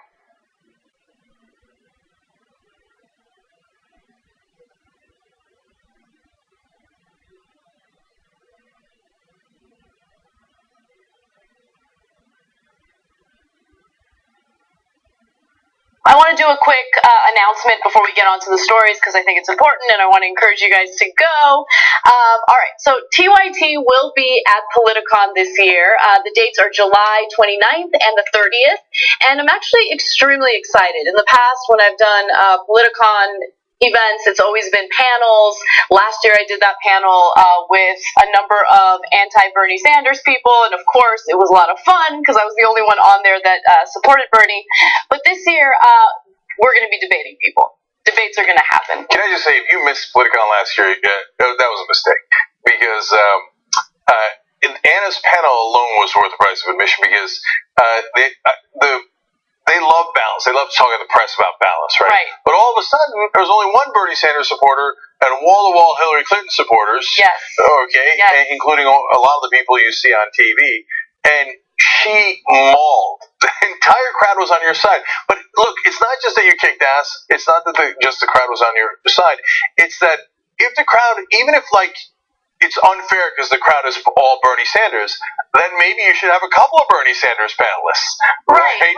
But they didn't need it because they had Anna. Well, it was a fun discussion, and I really enjoyed it. But this year is also going to be a lot of fun. We're going to get involved in a number of debates. Cenk, who are you debating? Oh boy, here we go. Buckle up, everybody. You asked for it, you're going to get it. Ben Shapiro. Okay. Bloop, bloop, bloop, bloop, bloop. All right. Right-wingers have been asking for quite some time. Come and see. All right. And I will be debating Ann Coulter. Damn. Ann versus Anna. Anna versus Ann. It's going to be fun. I can't wait. And Hassan will also be there, and he is also debating someone who is a millennial who is very much against millennials. Like, that's his whole shtick. So that should be a lot of fun as well. That ought to be great. Woke Bay versus Sleepy Bay.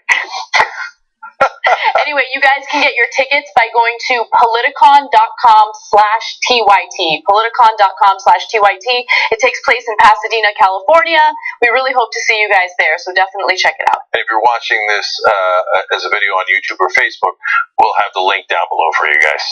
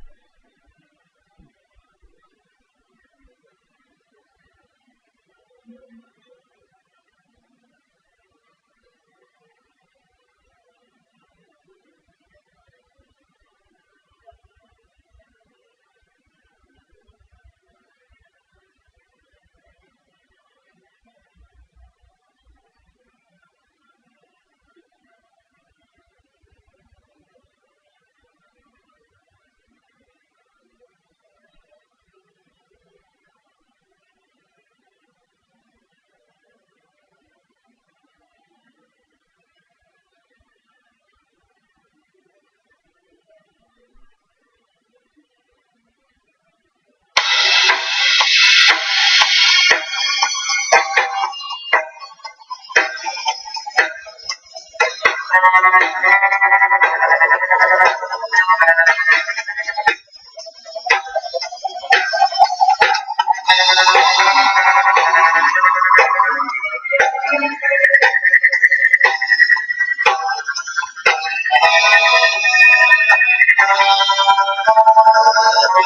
on the Young Turks. I'm your host, Cenk Uygur. So finally we're going to find out maybe Jenks. So Michael Nathan writes in, with all this happening, Democrats will still lose 2018 and 2020. Left to their own devices, I'm afraid they would. Luckily, they won't be left to their own devices. Go to justicedemocrats.com/win and let's show them how to do it right. Ben Peck writes in, I understand why Trump looks at Ivanka as a smart kid, or more accurately, a dumb one. Ben, actually, I've been saying that for a long time. I said, look, if these two knuckleheads, Beavis and Butthead, I mean Donald Trump Jr. and Eric Trump, got outshined by their sister, knowing what Donald Trump thinks about women in general, oh man, he named a kid Donald Trump Jr., and he still won't trust him with anything, right? His sister, who's constantly getting all the roles on Apprentice, the better jobs. Hey, I'm going to the White House. This is really important. I can't bring the knucklehead. I'm going to bring Ivanka, right? Even Donald Trump thought he was stupid. That's how stupid he is. All right, anyway. Matthews presumably writes in, the answer in a democracy is he would be arrested. We are finding out now if we are in a democracy based on if he gets arrested. So, good point there. Hashtag TYT Live to talk to us during the show. The show is live 6 to 8 p.m. on TYTnetwork.com. Okay, so now, speaking of which, let's go to Donald Trump Sr., okay? So Donald Trump Jr. now has admitted through his emails, publishing his emails, that a friend of his reached out to get him to meet with Russian government officials, as the email stated, and Donald Trump Jr. said, I love it, in order to get information about Hillary Clinton. Now, I want to give you a quick timeline here, and then I'm going to show you a video of what Donald Trump Sr. knew. So, June 3rd, 2016 is when Donald Trump Jr. receives the first email. On June 7th, Trump Sr. promises a big speech about Hillary Clinton. I'm going to show you that video in a second. And then on June 9th, Trump Jr. meets with a Russian lawyer. Now, when Trump Jr. meets with a Russian lawyer, he finds out that she really didn't have any incriminating evidence on Hillary Clinton. She wanted to talk about policy, according to Donald Trump Jr., and so he was not interested in it. He was looking for incriminating evidence about Hillary Clinton. That is what he thought he was going to get on the 3rd. Now, let's go to the speech that Donald Trump gave between the 3rd and the 9th, so that's and we'll get a sense of whether he knew that some people in his campaign, including his campaign manager, Paul Manafort, were going to go have that meeting with the Russian lawyers where they thought they were going to get really good stuff on Hillary Clinton. And this is before they found out that they didn't get it. So watch what he says. I am going to give a major speech on probably Monday of next week, and we're going to be discussing all of the things that have taken place with the Clintons. I think you're going to find it very informative and very, very informative. So, probably on Monday, depending on how the meeting goes with Junior and Manafort and Kushner, right? So, we're going to tell you all the things that happened to Hillary Clinton. Later, we would find out that they didn't really have any of those incriminating information because they were counting on the Russians giving it to them. Now, that was, by the way, before the email leaks. So that meeting didn't prove to be fruitful, but later the Russians apparently did have DNC emails and just leaked them to the public. And so they wound up getting some incriminating information about Hillary Clinton after all, but it was done not through that meeting, but through public revelations. So now, that is just one piece of evidence as to what Donald Trump Sr. might have known. You would probably need more evidence than that, but it is an interesting data point. Okay, that's all. We'll let you start making the judgments on your own, and then one day maybe Robert Mueller will get to make those judgments, and then a judge. Okay, so now we're moving forward.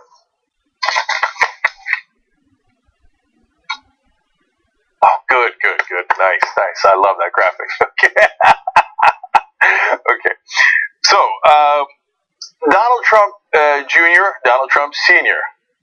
Well, it is a tough question as to who's got more issues with intelligence. Let's put it that way. Although the graphic puts it a little harsher. And so will our poll in a second, so hold for that. But to give you the context, now you know all the crazy things that Donald Trump Sr. has said that make you question his intelligence. Things like, nobody knew healthcare was this complicated. Nobody knew it. I just discovered it. And nobody knew North Korea was complicated. Hell, you schmuck, we all knew it was complicated.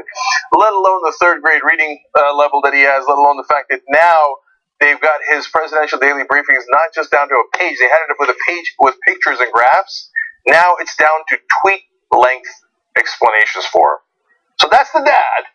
On the other hand, we have the son. And we found out the son mumbled into a meeting with the Russians, goes, oh, yeah, I'd love to get secret information that the Russian government has and use it in the campaign. Right? So now, let's find out if White House officials are frustrated by that. So they talked to the Daily Beast, and they said, this is the sum of all fear stuff. It's what we've all been dreading. Now, they've been dreading it for a number of reasons. One, because maybe some of them already knew that they had colluded with the Russians, and maybe it's because they knew they had a time bomb, an intellectual time bomb, with Donald Trump Jr. on their hands. So, here are some devastating quotes. The series of revelations surrounding Trump Jr.'s communications with Russian officials have damaged his standing within the president's political inner circle. Now, that is an understatement, given what comes next. As the Daily Beast reported on Sunday, opinion of Trump's eldest son among some of Trump's senior aides, both past and present, is vanishingly low. So their opinion of him is already vanishingly low. Barely exists. This made it even worse. Okay. Since the campaign, a popular behind-his-back nickname from Trump Jr. among three advisors has been Fredo, referring to Fredo Corleone, the insecure and weak failure of a son in The Godfather series who ends up causing major damage to the family. Ah, Fredo indeed. Okay, those are not my words. Those are people that work for Donald Trump inside the White House. Okay, they say over the past week, one senior White House official and a former top Trump campaign aide both independently and bluntly described the president's son as an idiot. I can't get enough of this story. All right, so, by the way, they noted while they wrote that article, as of noon Tuesday, he had yet to tweet out, Donald Trump Sr. had yet to tweet out a single defense of his eldest son. And it's not like he's shy about tweeting, and in that time, he'd been tweeting about many things. Finally, a tweet arrived, or a statement arrived from Donald Trump Sr., saying, my son is a high-quality person, and I applaud his transparency. So nothing defending him on the Russian allegations at all, and that is not a usual Donald Trump tweet. Usually he comes in with, oh, everybody else is sad, and they're all babies, and everything is phony and fake, and my son is awesome, and he's the smartest guy. No. Somebody wrote this for him, and it's, boy, it is a really weak defense, which is, he's high quality, and at least he's transparent. It's almost a way of saying, at least we now all know how stupid he is. It used to just be a family secret. Okay, so, with that background, we bring you a very important poll to the Young Turks. Who is dumber? Donald Trump or Donald Trump Jr.? So, go to tytnetwork.com/stupid. And this is not an easy contest, man. I know the young son's a knucklehead, and he's so stupid, his dad thinks he's stupid. Okay, on the other hand, it is hard to get less bright than Donald Trump. So, this is going to be the thriller in Manila. Okay, and they probably both think, oh, why? Are we going to be fighting inside an envelope? And by the way, we had to use tytnetwork.com/stupid because we've already done a version of this poll. Who's dumber, Donald Trump or George W. Bush? That one was tytnetwork.com/dumb. By the way, the results are overwhelming. Over 21,000 people voted in that poll. The poll's still up. You can still vote. Maybe you can swing these results. But for the moment being, 79.8% of people saying, no, Trump is even dumber than Bush. Bush, I remember when you were the for stupid. It's been a long time, and a whole new group of Republicans have come in to replace you. Now it's senior versus junior. Can't wait to see how this turns out. Can't wait. TYTnetwork.com/stupid. And go ahead, vote on both. All right. So I have one last story related to all of this, and that's do we go to Yoho? Okay. Representative Ted Yoho, not one of the brightest bulbs in Congress. He said many outrageous and silly things in the past. He's a Republican from Florida. He's going to try to add to that pantheon of ill-advised commentary by weighing in on this Donald Trump Jr. controversy. Let's watch. You believe it was appropriate for Donald Trump Jr. to take a meeting with a Russian national who promised to provide damaging information to him and his associates involving Hillary Clinton? Do I think it's appropriate? I think I probably would have done the same thing. I mean, it's opposition research, and, you know, anybody that's been in an election, you're always looking to get the upper hand. You know, keep in mind, she wasn't an official for the Russian government, the way I understand it. She's a lawyer, a Russian lawyer. And if somebody comes to us and says, hey, we've got information on an opponent, yeah, I think that's an appropriate thing to do. Just a side note here on how funny Wolf Blitzer is. He's like, I'd have done the same thing. It's totally illegal. And Wolf's like, like a little reaction, like, really? You would have done the same thing? Anyway, so yes, if you take anything of value from a foreign source during a campaign, that is illegal. Now, unless the Russians came to him with, like, oh, I don't know, we Googled it. Googling it is free. You could have Googled it too, and here's the stuff we have on Hillary Clinton. Old articles from the New York Times. That would not have been illegal, because that they can get for free on Google. But anything else where they would have to spend money to procure information on Hillary Clinton, if it is handed over to them from a foreign source, yes, would be illegal. And going to get, and let alone if they thought it was stolen, then it breaks several different laws. And Yoho comes in here and goes, oh, that sounds like a good idea. Somebody came to me with Oppo research and they were the Russians, I'd have taken it. Okay. It's okay to do opposition research. That is very normal. It is not normal to get it from an outside source like a foreign country. That is not normal, it is not acceptable, and it is not legal. And he says, well, I understand that she turned out to be not connected to Russians. Actually, she is connected to a lot of the people in the higher-ups connected to Putin, but at the time, in the emails, Goldstone tells Donald Trump Jr. she is with the Russian government. He says, I love it. That intent is more important than what she actually wound up giving to him. All right, one more from Yoho.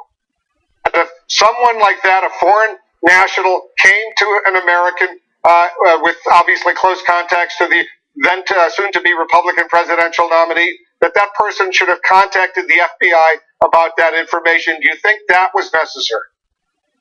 I think probably going forward, that may be what happens, especially in this case where Donald Trump's the president now. But going back, you have to put yourself back at that time frame. You know, at that time frame, I think it's perfectly appropriate for what he did. In other words, we didn't think he was really going to win. And so they were just trying like hell to win. And, you know, you bring a couple of laws when you run for president. Is that a big deal? And then once you're president, I guess you shouldn't continue to break the law. Wow. Thank you, legal expert Ted Yoho. But I take another aside, I can't help myself. Has Wolf Blitzer ever shown any emotion? Ever? Okay, well, shouldn't they have turned it into the FBI? Anyways, by the way, the correct answer is yes, they should have turned it into the FBI.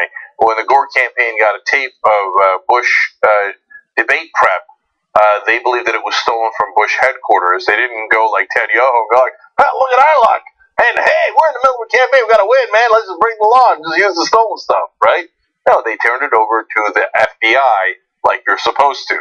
But Yoho, I mean, putting aside the goofiness and things he shouldn't be saying on TV, is a decent representative of the Republican philosophy, which is win at all costs by any means necessary, and we'll sort it out later. When one side plays like that and the other side plays patty cakes, gee, I wonder why the Republicans are routing the Democrats.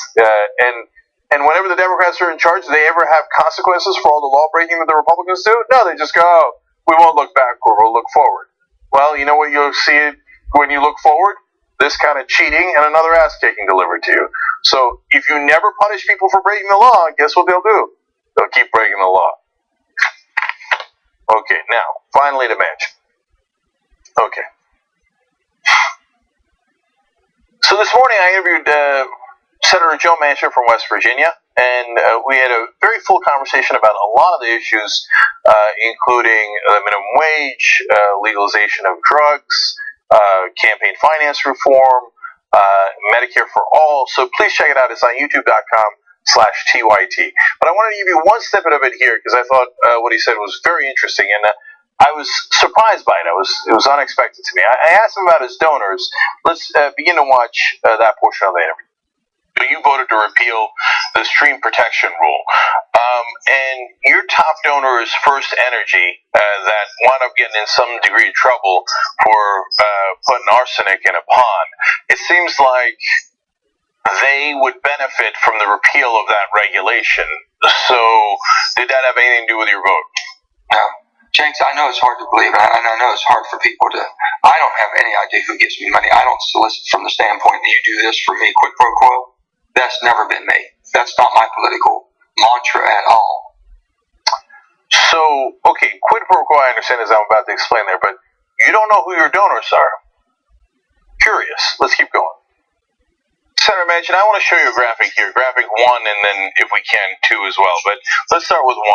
This is a list of your top donors. I thought you said that you don't. I understand that you said you don't do quid pro quo. That was clear. Yeah.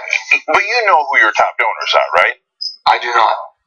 You don't know who your top donors are. I do not. You're showing me something I've never seen. Okay, so this is from Open Secrets. I know you have, Cenk. I know that it's hard for anyone to believe. I do not. I never have. Okay. Well, I gotta be honest, Senator Manchin, that is hard to believe. And the reaction so far online to that has been, suffice it to say, that the audience also finds it hard to believe. Now, it might be that, he doesn't know their specific names. I can't even say. So, because you had to go to fundraisers, right? Didn't you, all those people that you got donations from, you never figured out who they were from, they never told you where they were from, or they told you but you immediately forgot. And campaign donations are a huge part of why you think you've got an advantage and how Washington thinks overall, who's got more money, who's more likely to win. And by the way, that's the reality too. Unfortunately, and that's why you need campaign finance reform. Whoever has more money has a 95% chance of winning in congressional elections. So if he doesn't know who his donors are, well, he might be getting a call from them today saying, wait a minute, did I just give you all that money and you're telling me you don't even know who I am? Okay, so that's not normally how it works, but let's keep going. Your small individual contributions make up only 1% of the money coming in from 2013 to 2018 into your campaigns. So 99% big money, 1% small money. So I wonder if you're for getting big money out of politics. It's a literal question, or do you think the current system is fine? Oh, the current system is not fine. The current system has destroyed the politics or the government as we know how we go through this process of electing people. The dark money coming in is horrible. It's not the money the candidates run. Forget about that, Cenk. That money's not going to make a difference in who wins and who loses. It's the dark money coming in that we have no control whatsoever. Citizens United is absolutely destroying our country. And it should be outlawed. It should be done away with. It should have never come into being.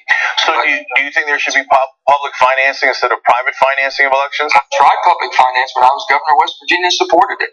Absolutely. Would you be in favor of an amendment to get money out of politics? Absolutely. Okay. You talk about money being the root of all evils. In politics, it's destroying politics as we know it. Well, that's great news. I didn't know that he was in favor of that in that sense. Look, there's this part that I disagree with him there, which is I think the money they directly contribute to politicians is also a problem. Yes, the dark money is a huge problem because they don't know where it's coming from, but the money where we know where it's coming from is also a problem. Yeah, okay, it's coming from the Koch brothers. And then you wind up doing things that help the Koch brothers. I don't mean Senator Manchin himself, although he was part of ALEC, and that is it's a group where they write legislation for conservative lawmakers and funded by corporations. So you know where it's coming from in that sense, and you know the results of what ALEC pushes for, which is the pro-corporate policies that are that help their donors. So I'm worried about the dark money and the money where we can see where it's coming from. I'm worried about both of it. But the fact that he wants to do something about it, if you take him at his word at that, that's good news. So let's dive one last bit here into how he wants to deal with money in politics in his campaign and find that out. One way to go is how your primary opponent, Paul or Gene Swearengin, is going, which is to say, I'm going to forsake the big money overall. I'm just only going to take small money contributions. Have you considered that for yourself, Senator Manchin? I haven't been in control of the money from. We go out and campaign, and we go out for solicitation like every other competitive campaign. And we're going online. I've not been online, so I need to get online to get more of the individual contributions. I'm very appreciative from $1 on up. And in the state, it's $1,000, but on the U.S. Senate or the congressional, it's $2,700 per person is the top amount per cycle. And there's not many people in West Virginia that can do anywhere near that. Senator, people basically they give what they desire to give. So no, he will not be forsaking big donor money for now. So check out the rest of the interview. Lots of interesting answers in there. Get a much better sense of who Senator Manchin is. And I asked him about not only the policies, but different parts of his record and how he feels about progressives, Bernie Sanders, etc. So youtube.com/TYT. We'll put a link down below as well. But his answer on whether he knows who his donors are and whether that affects him, well, you have the answer. What you do with that answer and how much you believe it is up to you. All right. Now, we're going to take a quick break. When we come back, some of the earlier stories that I promised you, including, once and for all, showing you that the Bible, and presumably hence God, is pro-abortion.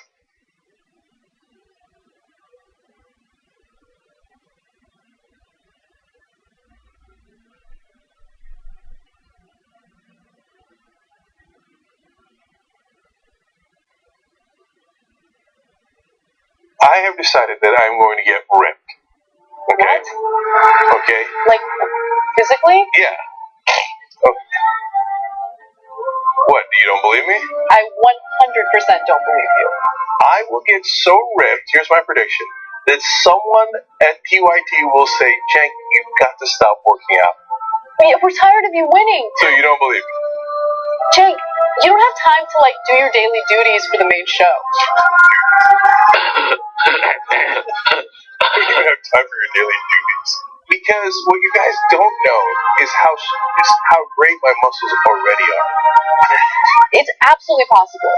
But you can't have Leah run to the food truck to get you, 2 different types of grilled cheeses with, tater tots for lunch. You can't have that anymore. Let's see what happens. You also have to go to the gym regularly. Let's see what happens. All I'm saying is, let's see what happens. Have I ever been wrong about a prediction? Almost that.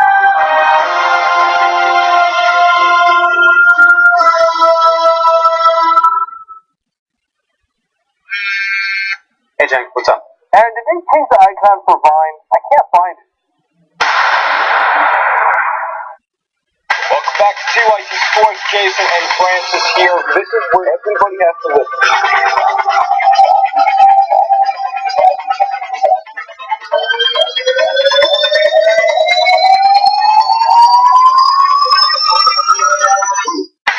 Welcome to TYT Sports, everybody. I am your host, Francis Maxwell. Jason here. Welcome to TYT Sports. Turks and Jerks. TYT Sports. Steph Curry signed with Under Armour.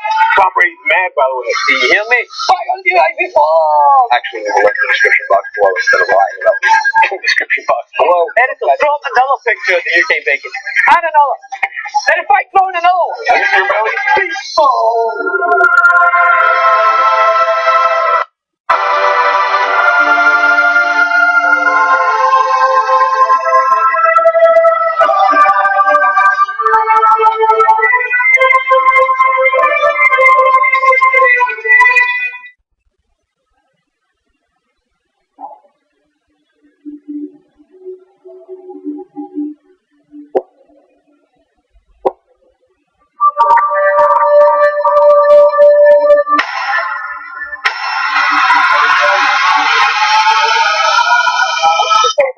You have in common with your daughter? I was going to say sex, but I can't relate that. He said I had small hands.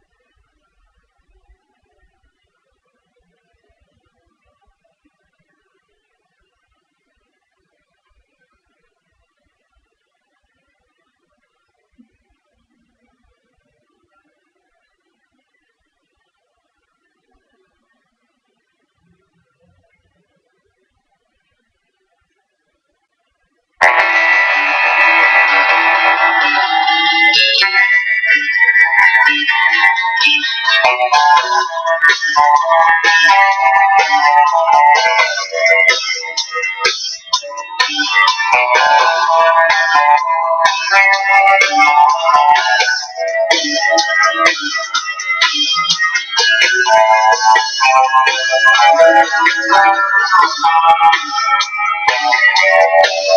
right, back on the Turks, Cenk and Anna with you guys. Let me read some tweets for you.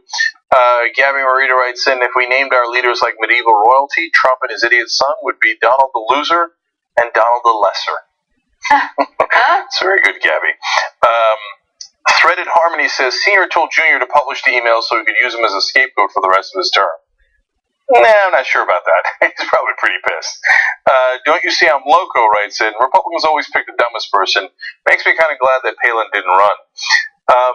You're actually right about that, and there is a reason for that. It goes back to maybe my favorite interview ever at the Young Turks when I interviewed Grover Norquist in one of the conventions, maybe all the way back in 2004? Oh my God, we've been around a long time. Anyway, and when Norquist, we asked him, why did you guys, your group, Americans for Tax Reform, those are the main guys who push for tax cuts and hence the richest people in the country, why did you back George W. Bush instead of John McCain in the 2000 primaries? And he said, McCain came in, we asked him, are you going to do what we want? And McCain was like, no, I'm going to make up my own mind. And Bush said, yeah, sure, what do you need? Right? So if you're smart, you're going to have independent thought. Independent thought is frowned upon. If you've got nothing in your head, they can fill it with whatever they want, and voila, you get guys like Bush and Trump who push for tax cuts and deregulation and more wars and all the things that all the donors benefit from. And for Trump, not only does he not have any thoughts in his head, he also doesn't have a moral compass. So they're like, okay, here, just do this, whatever we tell you to do. And he's like, wait, do I make money off of it? Great, then I'll do it. Yossarian Clark writes in with the simplest tweet of all time, and it has 3 exclamation points. Jenks! I actually thought Manchin calling me Jenks was a little endearing. It's a little southern, you know. I don't know, I might be wrong, I might be making this up, but I feel like in the South I get called Jenks more. No. The Jenks thing was fabulous. That was I watched the interview. That was my favorite part of the interview. It was every time he said Jenks, and it's funny because a colleague of mine, Julie, who sits next to me at work, was just like, every time he says Jenks, like I kind of cringe a little bit. And I'm like, no, it's awesome. All right. Anyway, check that out. If you remember, you got to see it live, but we'll also put it up for you guys in the members section if you didn't get to see it live. So tytnetwork.com/join. And you guys know you get a month free now if you sign up for membership. Use the promo code FREETYT. Finally, Blue Collar Brainiac says, Yoho doesn't need to understand the laws, he just writes them. That is depressing, that he goes on national television, that Republican legislator, and tells you, oh yeah, I'd have broken the law too. He doesn't realize he's admitting that, and that guy's in charge of writing laws. Yeah. God help us. All right, Casper, what do you got? All right. Pew Research spent a considerable amount of time and interviewed about 2,500 people in order to tell us something that we already suspected. Democrats and Republicans don't seem to agree on much, and they especially don't agree on the issue of higher education and whether or not it has a positive impact on society. Now, there were a number of issues that were looked at during this survey, but there were some interesting outcomes that I want to share with you guys. First off, the survey found that a majority of Republicans and Republican-leaning independents, about 58%, now say that colleges and universities have a negative effect on the country, and that's actually up from 45% last year. So the most notable thing about this is that there has been a huge difference in their opinion regarding higher education in a relatively short period of time. So in September of 2015, for instance, 54% of Republicans said colleges and universities had a positive impact. 37% rated their impact negative. 37% rated their impact negatively. So you saw about 4% jump in 2 years, but there was another stat that I'm missing at the moment, but I'll find it in just a second. So let's quickly look at Democrats and compare them, and then I'll give you the stat that I promised. So most Democrats and Democratic leaners, 72%, say colleges and universities have a positive effect. So you see that there's a pretty stark difference between Republicans and Democrats when it comes to the issue of higher education. Yeah. So, if you do effective propaganda, you could almost get Well, first of all, humans, honestly, to do anything, right? Almost anything, right? And we've seen that in horrific situations throughout history. It's not one particular class of people. But if you're authoritarian by nature, you're more likely to believe people in positions of authority. Well, that makes you more of a conservative. That is part of what is a conservative. Liberals have less deference to authority, and in fact, conservatives frown upon that. They go, the liberals, they won't listen to, their priests and their leaders, etc., right? Well, then that allows you to be more susceptible to propaganda if your leaders decide to go in one direction. And in this case, they have. And so Republicans' opinions on colleges and universities have dropped by 18 points in just 2 years. Oh, there we go. That was the stat that I was looking for. Yeah. So that is a gigantic drop. And speaking of propaganda, if you look at this whole survey, by the way, it's not just colleges and universities. It's what we tell you about all the time. Republicans have a poor opinion of the national news media. They didn't test it in this case, but science. They have a poor opinion of science overall, but they have a very high opinion of churches and religious figures. So do most Democrats. That's right. There's a difference between Democrats and Republicans, but the difference regarding religion isn't that stark, believe it or not. We'll get to that in just a second. But regarding education, I think that there is also something else at play, and you briefly touched on it. So the issue of propaganda, right? What I've noticed over the last couple years is that people in the media and politicians who are educated, who have obtained a college education, many of which have gone to Ivy League schools, are fighting tooth and nail to tear public education apart and to belittle or minimize the importance of obtaining a college education, right? And I think the whole reason why they do that is because they want to keep you stupid. And unfortunately, there is a political party that's falling for it. They want to convince you that education is bad for you, that it's actually destructive to society. But what is the number one indicator of whether or not you're going to have great economic opportunities in the future or decent economic opportunities in the future? It's if you have an education, right? How do you protect yourself from scams and people who want to take advantage of you if you're not ignorant? If you are educated, if you know what's really going on, how the world works, how things work around you, they want to keep you stupid. And while they do this, while they, push their ridiculous anti-education propaganda out there, and while people buy into it, what are they doing? They're easily taking money out of public schools, funding these vouchers, funding these private schools that don't have to abide by, educational standards at all. In a lot of cases, and we're allowing them to basically destruct the one thing that really leads to a level playing field in America. It's interesting, the point you made earlier, for Republicans that make less than $30,000, 46% say that colleges and universities have a positive effect. So relative to the others, that's actually a high number. For Republicans who make over $30,000, that number drops all the way down to 32% saying positive effect. So if you don't have money as a Republican, you think, well, going to college might be a good thing, the way to improve myself, right?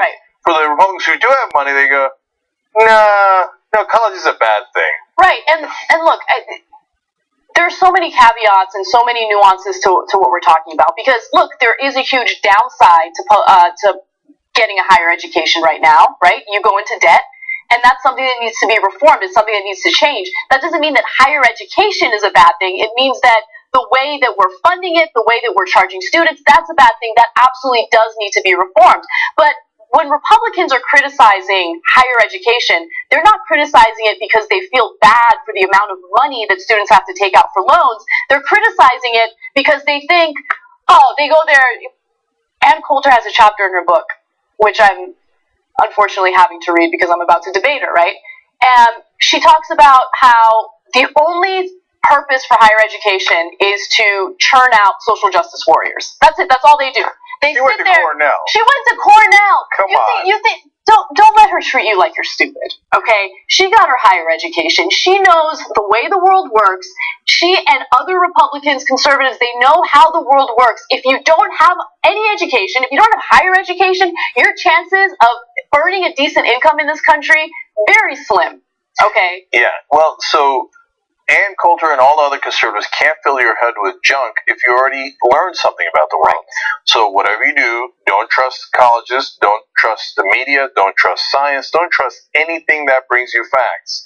If you went to a real university, you might not then go to Trump University, and that would cost Donald Trump some money. Yeah, well, they want to scam you, and they want to manipulate you, and the easiest way to do that is to keep you uneducated. All right, so let's move on to other portions of this survey that were super interesting. So let's go to graphic 4. Republicans, by about 8 to 1, 85% to 10%, say the news media has a negative effect. These views have changed little in the past few years. So they've always been skeptical, in some cases hateful toward the media, but it's up from 76% 2 years ago and 68% in 2010. So the number of Republicans who think media has a negative impact on society has increased.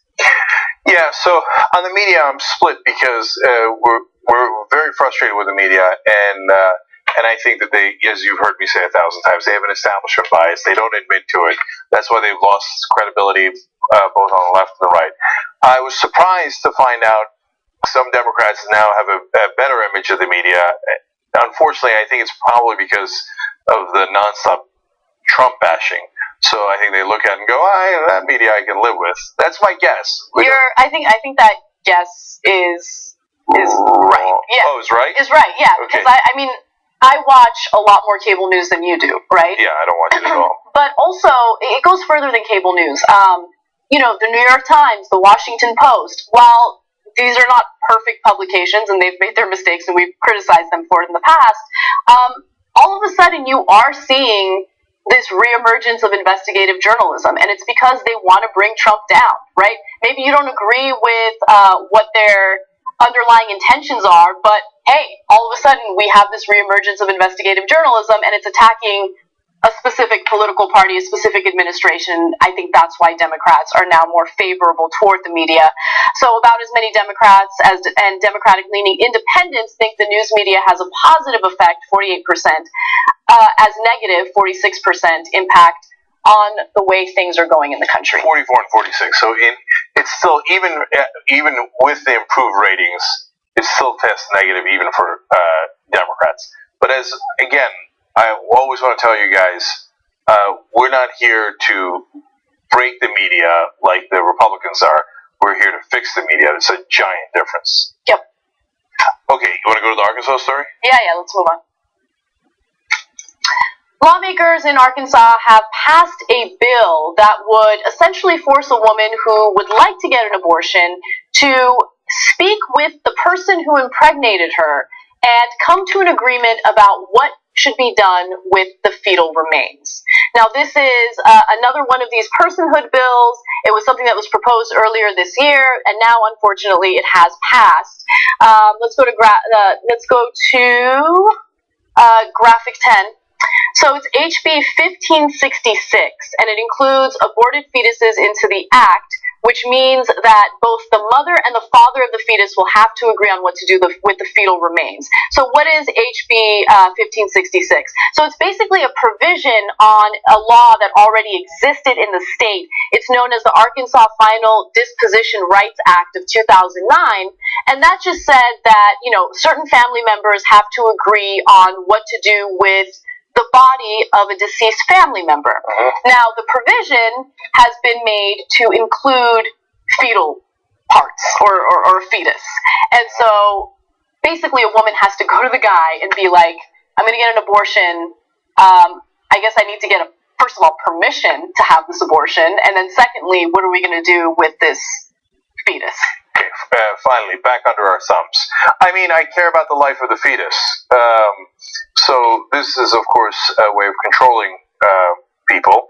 And not only do they have to get permission, but this could also apply to women who were impregnated by abusive partners or through sexual assault. Yeah, it doesn't matter if you were sexually assaulted or if you were impregnated because of a rape, you would still have to abide by this law keep in mind that Arkansas, it's a conservative state, so they already have some significant restrictions on reproductive rights. They only have about 4 abortion clinics. Women have to get anti-abortion counseling before they go through with the procedure. After the counseling, they have a 48-hour waiting period, and then they can go through with the abortion. But it's just interesting because, look, you got to give credit to these lawmakers because they care about life, Cenk. They care about children. They want to protect these children, right? Which is why the state of Arkansas has approximately 22,000 homeless kids. They really care about kids. No, but Anna, to be fair, they're already out of the womb, so they don't matter anymore. Yeah. Life only applies inside the womb, which then, of course, brings up me to my favorite topic. So, look, this is Sharia law. I'm not interested in what your religion thinks of abortion. We need to make laws based on reasonable ideas that we all agree to. That's called a democracy, a secular democracy. But no, you want to impose your religious views on us. So, it is now incumbent upon me to correct your religious views. You are wrong about what the Bible says. The Bible is pro-abortion. God is pro-abortion. So let me read it to you. These are not my words. This is the words from the Bible. You can look it up yourself in any Bible you find. Numbers 5:11 through 22. Okay? Now this is going to take a while, but it's good. So buckle up. Then the Lord said to Moses, "Speak to the Israelites and say to them, if a man's wife goes astray and is unfaithful to him, so that another man has sexual relations with her, and this is hidden from her husband, and her impurity is undetected, since there is no witness against her and she has not been caught in the act, and if feelings of jealousy come over her husband, and he suspects his wife and she is impure, or if he is jealous and suspects her even though she is not impure, then he is to take his wife to the priest." Let's see what the priest does.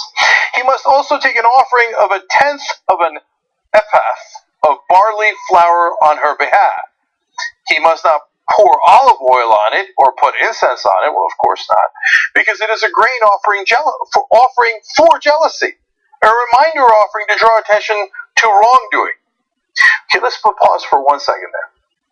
So this stuff's in the Bible. Have you guys been doing this? Have you been taking your ephah or whatever that is, but not pouring the olive oil on it or incense, because it is an offering for jealousy? This is to cure the jealousy of the husband, because he's the one that matters. At the end of this particular provision in Numbers, they say, now remember, the husband is the one that matters. What happens to the wife is not important, okay?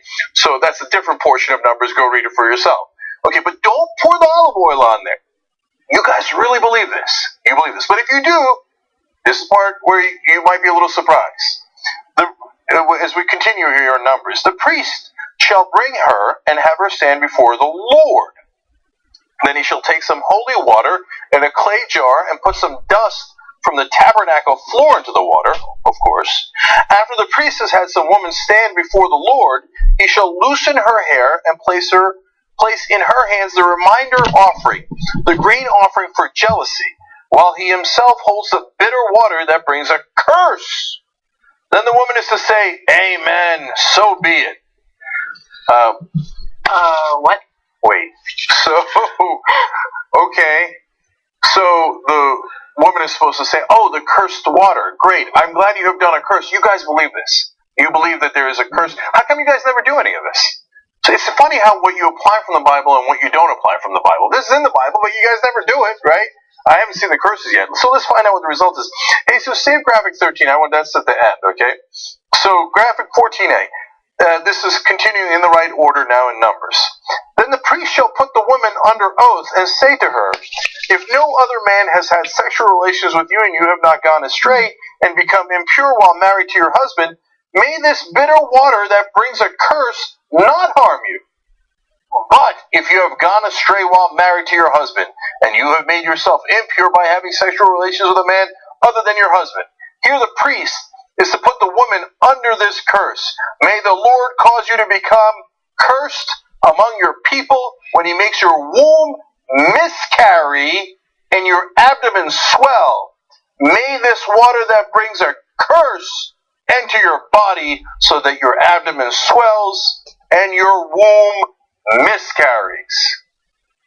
I told you, God, the Lord himself, abortion. If you think that your wife cheated on you and you need a jealousy offering, well, the husband must be appeased. Make sure that you take a pinch from the tabernacle floor, create this potion, and make her drink it. And if she has actually cheated on you, God will make sure that it is aborted. I didn't say it. The Bible says it. Now, if you're a good Bible-fearing Christian, you better be pro-abortion right this minute. And finally, the end of the numbers that I promised you there. Quote, the husband will be innocent of any wrongdoing, but the woman will bear the consequences of her sin. So, is tabernacle floor what they use in like that abortion pill? It could be. I don't know. Yeah. What is a tabernacle floor? Apparently it's abortifacient, which I didn't know. Wow. Okay, so they're like, oh, here you go. Yeah, that was really creepy. Yeah. And not enjoyable at all. But I'm glad you shared it. Yeah, well, look, read the Bible. There's a lot of creepy stuff in there. And don't blame me. I didn't write the Bible.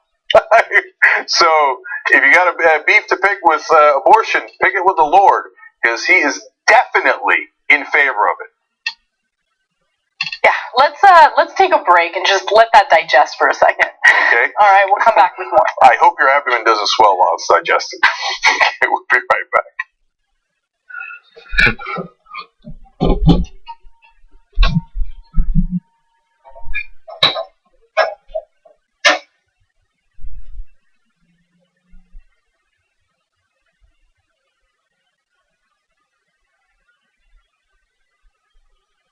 Economy has never been better. Monetary policy is spectacular. Everybody thought Jamie Dimon was the king of Wall Street last week.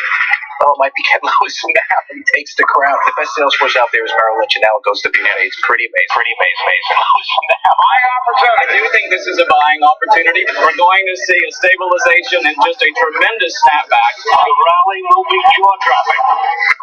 The Occupy Wall Street movement is not a spontaneous protest against economic inequality. This is what we mean by the establishment press. It is a well thought out campaign to bring down the infrastructure of this country. The embarrassment is that I'm given credibility in this world because of the disappointment that the public has in what the news media does. I'm the former chairman of the Veterans Committee, and I've learned a little bit about the cost of war.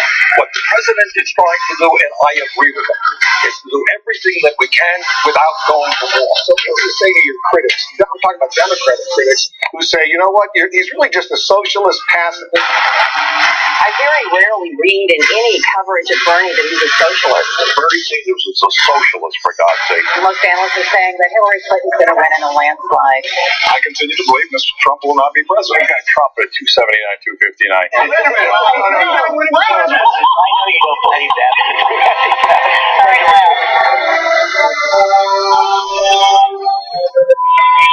We're not going to be polite anymore. You know what we're going to do? We're going to fight back. Fight for a free and independent media. We're done with politeness. We fight back. We are going to put together the best investigative reporting team in the country. You like Jordan Chapman in the field, challenging Democrats? He's the one that took down Donald Brazil. Thank God for that. I'll give me 10 Jordan Chapman. Look at the damage I can do. TYT will give you the 4 horse, and we will let them gallop. Help unleash real journalism in the country. We don't need anybody else anymore but you guys. TYTnetwork.com/go. This is going to be amazing.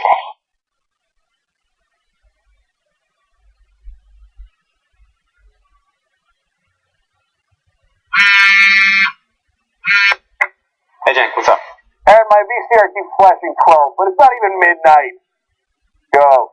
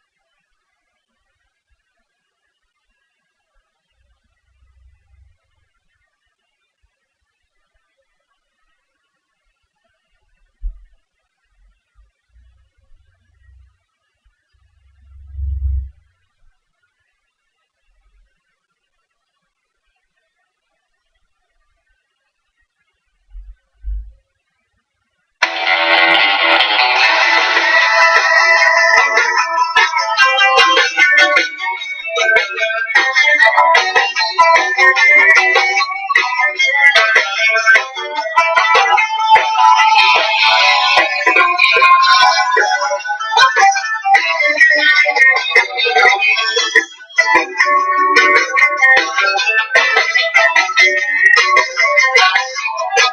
Back on the outskirts, Cenk and Anna with you. Or Jenks. Fun for everybody. But no Jenks. Your mama writes in, demonizing education is a win-win for Republicans. Rich don't have to pay you or pay for you to get an education, and you are more susceptible to their propaganda. Oh, I'm sorry. She meant pay you as in, like, then you get less income, right? Mm-hmm. And you get the propaganda. Great point, your mama. Esmeralda Coccolini writes in, remember the original sin of Adam and Eve, eating from the tree of knowledge. Learning things is dangerous to radical Christians. Exactly right. By the way, it's true of all the religions, of course, not just Christianity. And Jeremy Kohler writes in, you know that most Christians would say about Numbers 5:11 through 22, well, that was in the Old Testament. We don't follow that now. Oh, great. So that means you don't you don't believe in the Garden of Eden. So we can stop this nonsense conversation about how the earth is 6,000 years old. You don't believe in Noah's Ark. You don't believe, by the way, that gay people are living in sin. Because I think all of the stuff against a man shall not lie with another man is all in the Old Testament. Mm-hmm. So we're done with all that, right? So, you like to pick and choose. You like certain parts of the Old Testament, so you just kind of want to keep it. And other parts, you're like, oh, that's unfortunate because that is a monstrous, horrific thing. Yeah. And I'd like to pretend that it doesn't exist. And by the way, did God make a mistake?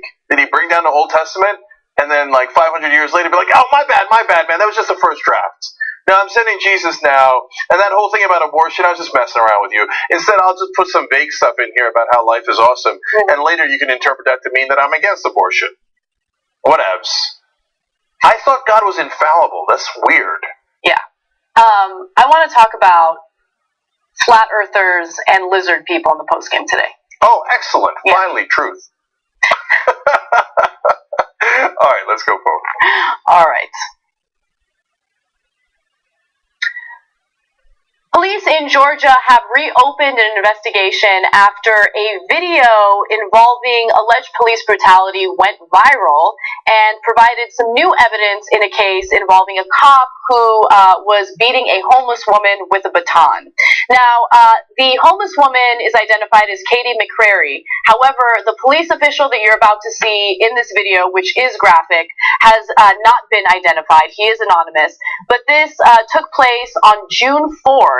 And apparently the officer had gone to a Chevron station in response to a complaint about a woman begging for money. She's a homeless woman. She's at a Chevron station asking for money, which I think all of us have experienced at some point.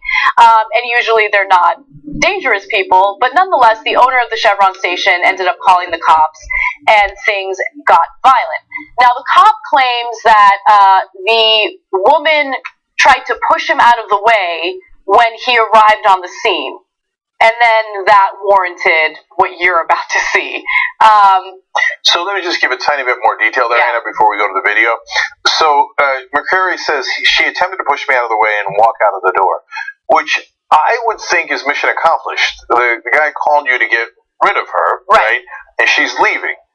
Boy, this feels like it could have been resolved a lot easier. And so in all these cases, I always feel like, look, it's not an easy job. I mean, you got to deal with a homeless person who's not listening to you. That is not easy. So, and he says later she tried to reach out and grab his badge, grab the vest and the radio. Now, that's what he put in his report. Right. But, you know, I'll tell you one other thing he put in his report after you watch the video. Yeah, exactly. Let's watch the video, and then I want to give you his detailed report so you kind of see some of the inconsistencies. By the way, warning, the video is difficult to watch, so if you're uncomfortable, you should look away now. Let's take a look. Hey, Kay, stop resisting. Stop resisting. Stop resisting. Stop resisting. Stop it. You gotta stop it. You gotta stop it. Stop resisting. You gotta stop it. You gotta stop it. Put your hands behind your back. Now your hands behind your back. Just stop. Put your hands behind your back. Stop. God damn it. Stop, Katie. Stop, resisting, Kay. Stop resisting. Stop resisting, Kay. Put your hands behind your back, Kay. Shoot you. Let it go. I'm going to shoot you. No, please, don't shoot. your hands behind your back. Put your hands behind your back, Katie. Stop it now. Your hands behind your back. I am in charge. Your hands behind your back.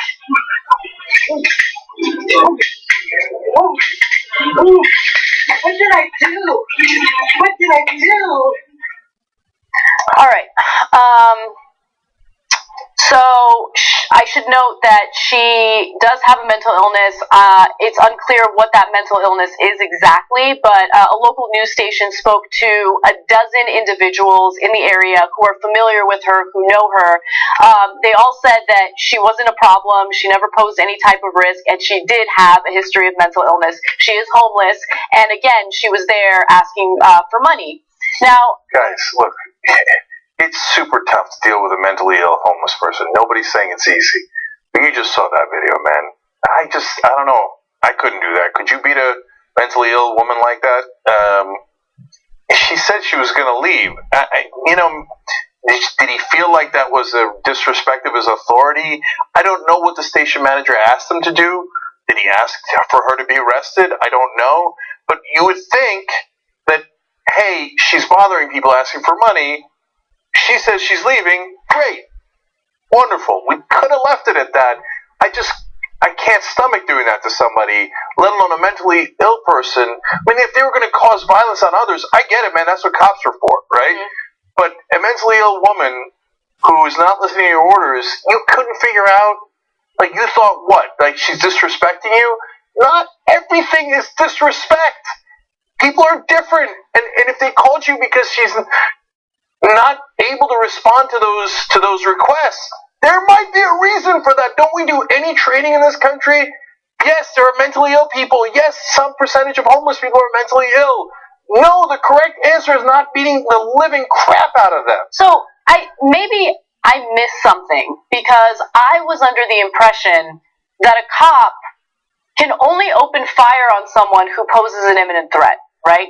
And he said in that video very clearly, and he got a response from the people that were there, put your hands behind your back or I'm going to shoot you. And then two people were like, no, please don't shoot her. Why are you going to shoot her?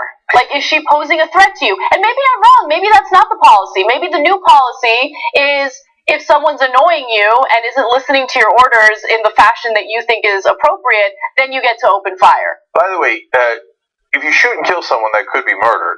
But if you threaten to shoot someone, that's already a crime. That's an assault. Now, if not for cops.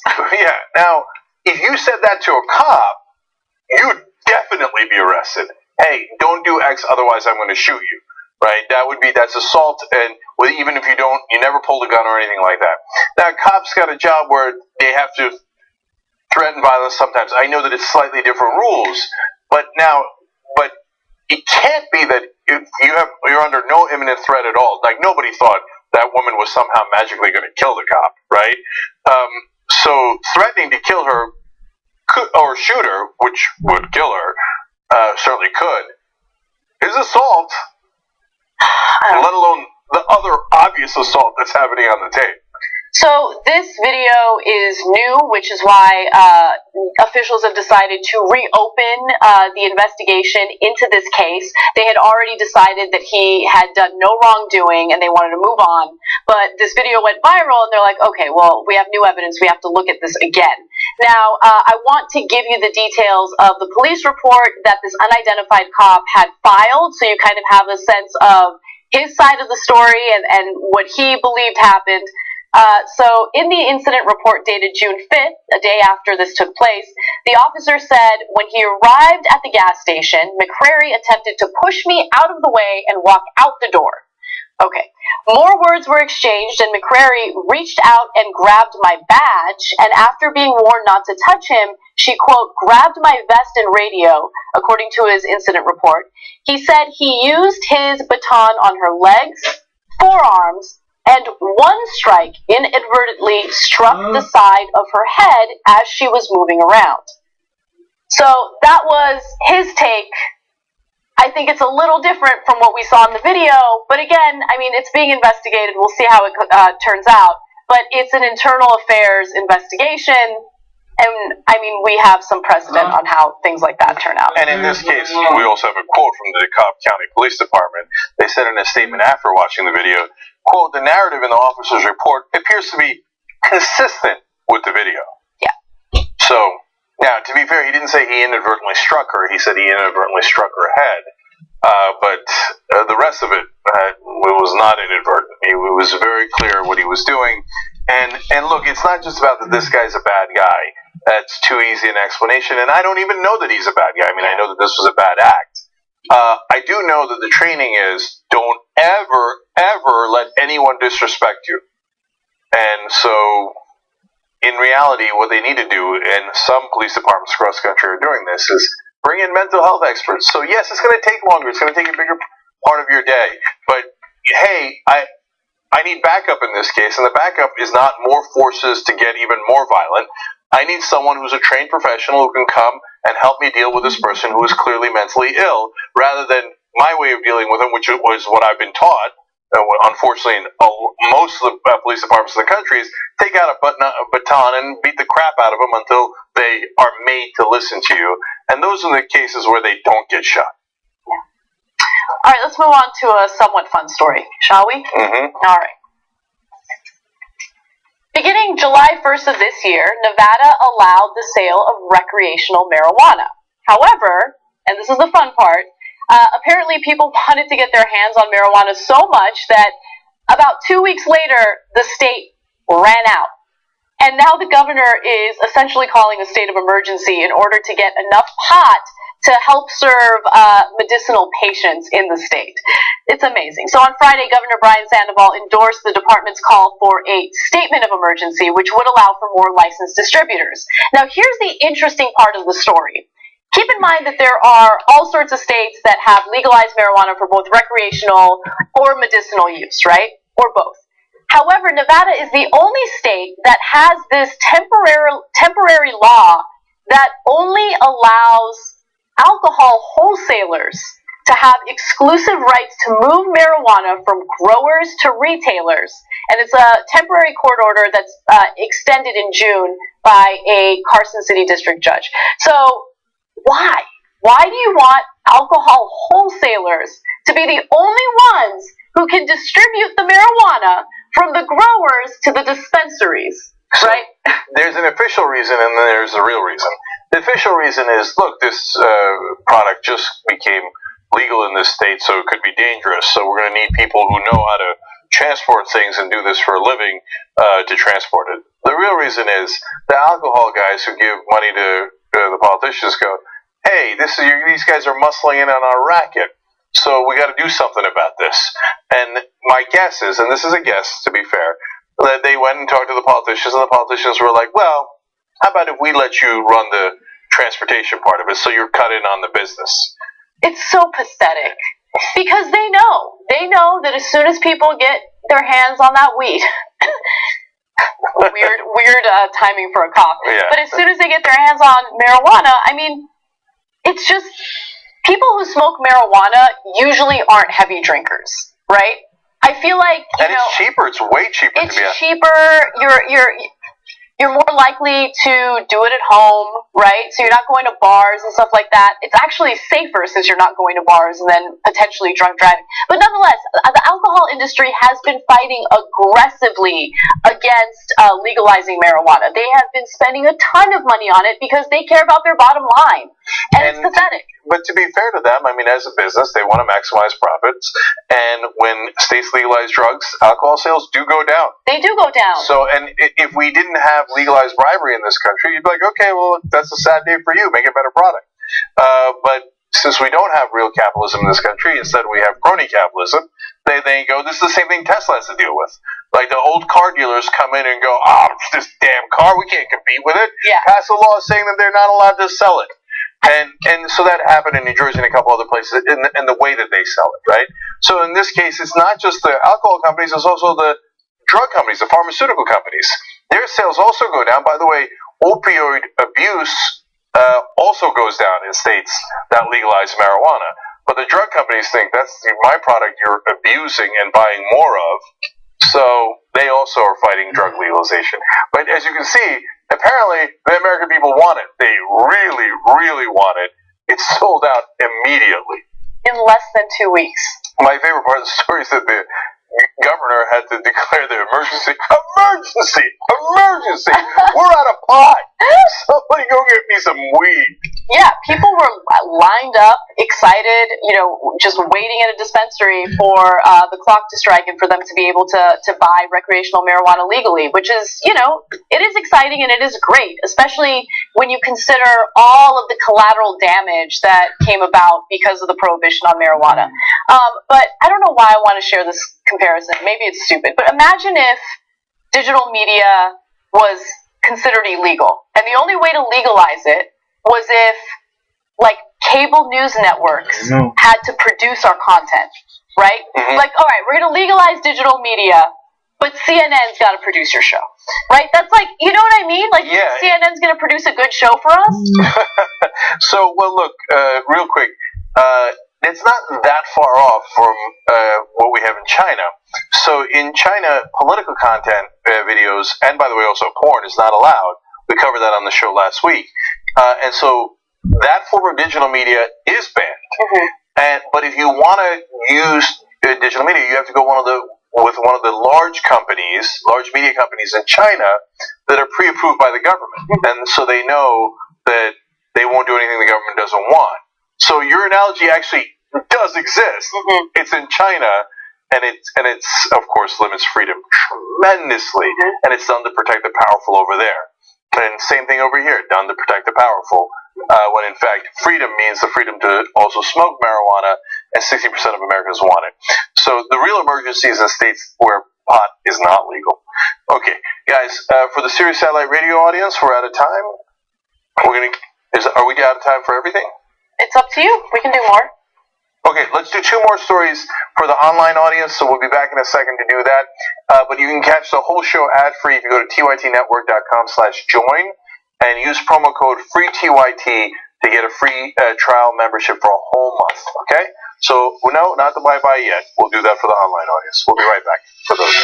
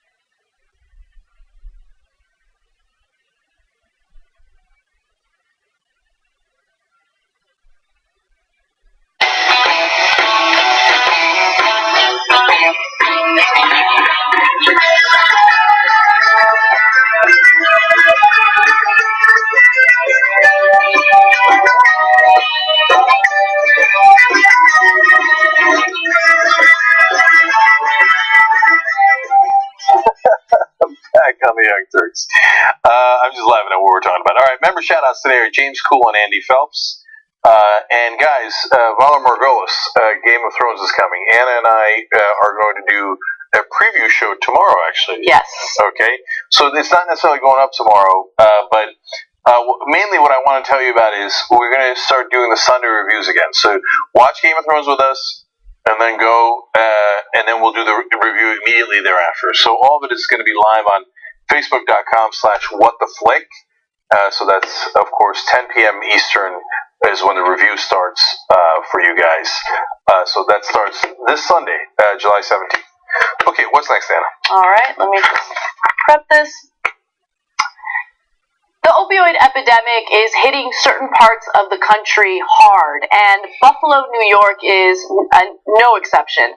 In fact, Buffalo area health officials blamed 300 deaths on opioid overdoses in 2016, and that was up from 127 2 years earlier. This is just one part of one state in the country.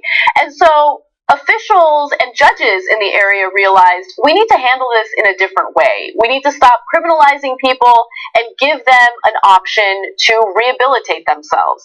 And so they took on an approach 2 months ago that actually has proven to be pretty successful. So the city is experimenting with the nation's first opioid crisis intervention court, which can get users into treatment within hours of their arrest instead of days.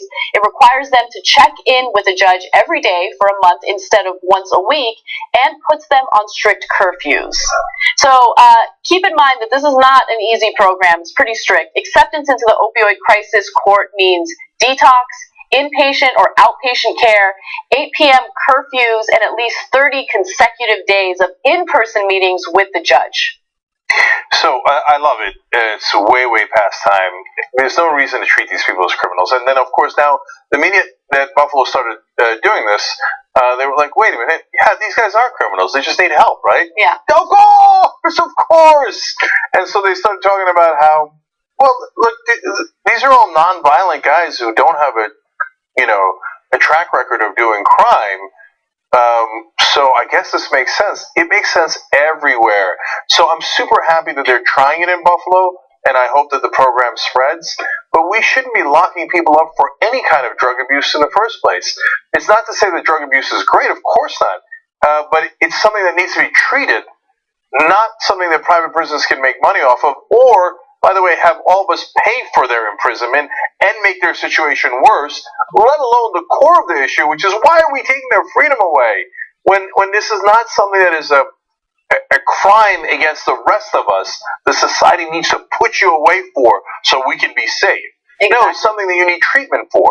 So, as I mentioned, it started 2 months ago, and the Justice Department actually allocated $300,000 for this program in the form of a grant, and the results are already pretty promising. So 2 months in, none of the 80 people who agreed to the program had overdosed, though about 10 warrants had been issued for missed appearances. And keep in mind, they have to appear in front of a judge every day for a month. And so it doesn't surprise me that some people might have missed an appearance. I'm not excusing it, but if that's the worst outcome from this experiment, then I'll take it. And, there have been a number of people who have testified about their experience so far, and they're like, look, I really wanted to get better, and now there's a program that's actually really helping me instead of demonizing or antagonizing me. Yeah, and one guy had missed a court appearance, and they brought him in handcuffs, and he said, look, I really appreciate this program, because if I didn't have to report in every day, you wouldn't have come get me, and I might have taken fentanyl and died in the streets. So we needed different ways to solve the drug problem altogether. So I'm a little frustrated that it took the opioid situation for us to realize maybe we shouldn't be imprisoning our fellow citizens that need help. I wish we'd realized this decades ago before we started mass incarceration and locked away millions of people. And I hope that we go to address that injustice as well. Mm-hmm. I don't want to just have people rotting in jail for taking drugs, just like these folks took drugs. But for God's sake, let's at least get on the right road now, and Buffalo is a good step in that direction. All right, final story for you guys. After a domestic. All right. A smart home device alerted authorities to a violent domestic dispute, and as a result, the individual who was threatening his girlfriend with a gun was successfully arrested. So to give you details on this, and I want to just be clear that it's unknown which home smart device it was. Eduardo Barrios was home-sitting at the residence with his girlfriend and their daughter. Barrios allegedly pulled a gun on his girlfriend when they got into an argument and asked her, "Did you call the sheriffs?" A smart device in the home apparently heard, "Call the sheriffs," and proceeded to call the sheriffs. Oops. So the cops arrived, and apparently it took some time to negotiate with him so he would put the gun down and let his girlfriend go. But in this case, this smart home device, which apparently is always listening, managed to help save someone's life, or potentially help save someone's life, which is great, but there's a downside to this as well. Yeah. It's a little ironic that it's called a smart device when you got the situation totally wrong. Uh-huh. And he's like, did you call the sheriff? And Yeah. she's like, okay, I will now call the sheriff. That's not what I said, dummy. Okay. No, look, great result in this case, but I am 1,000% against this overall. This is a good story wrapped in a bad story. Mm-hmm. So they explain all the devices. Doesn't matter who makes them. All those smart devices at home are always listening. So, no thank you. I maybe the new school is, who cares about privacy? Let's all do freaky stuff in front of everybody and put it on the internet, and you get to find out every word I said and everything I did. And look, I lead an incredibly boring life, so my smart device would be tremendously bored. Yeah. Right? Can I call the sheriff just because we're not having any fun here? But as a general philosophy, no. Maybe I'm old school, but I like my privacy. I don't want a device recording me nonstop every minute of the day inside my house. That's crazy. Yeah. Look, I'm completely with you on this, and I know I'm probably going to sound super ignorant because I don't have one of these devices, and I'm not really sure of everything that they do. But I'm okay flicking a light switch on my own, right? Like, I'm okay turning the TV on by myself. Like, I don't need a home device to, like, do easy things for me. Yeah, look, I don't know. And I'm not judging people who have it. Like, I get it. It's like the new cool tech thing to have, right? But you gotta, do a cost-benefit analysis, and I did it, and I just feel like my privacy is more important than having a device like a light switch for me. It's not even close. Look, I go Grandpa Cenk on you. I'm so old school that I had a TV where I didn't have a remote control. I had to get up and switch the channel. That's sit back down. I know. I know. It seems unbelievable, right? But I did. Uh-huh. And but so yes on remote controls, and then let's draw the line because it works. The up button and the down button works. It is, I think, harder to go, okay, Andrea, move the channel up. No, up, Andrea. Oh, for God's sake, up. Right? That is harder than just push the goddamn button, right? Yeah. So, look, if you want to give up all of your privacy, have at it, Hoss. But it's not for me. And in this case, it was such a self-fulfilling prophecy. He's so worried that she's going to call the sheriff that he accidentally called the sheriff. Yeah. All right, that's it. Now, what we've all been looking forward to today. No, not the Joe Manchin interview. No, not the show where we found out Donald Trump Jr. is probably going to jail. But what Anna thinks of lizard people and aliens, that's in the postgame. TYTnetwork.com/join.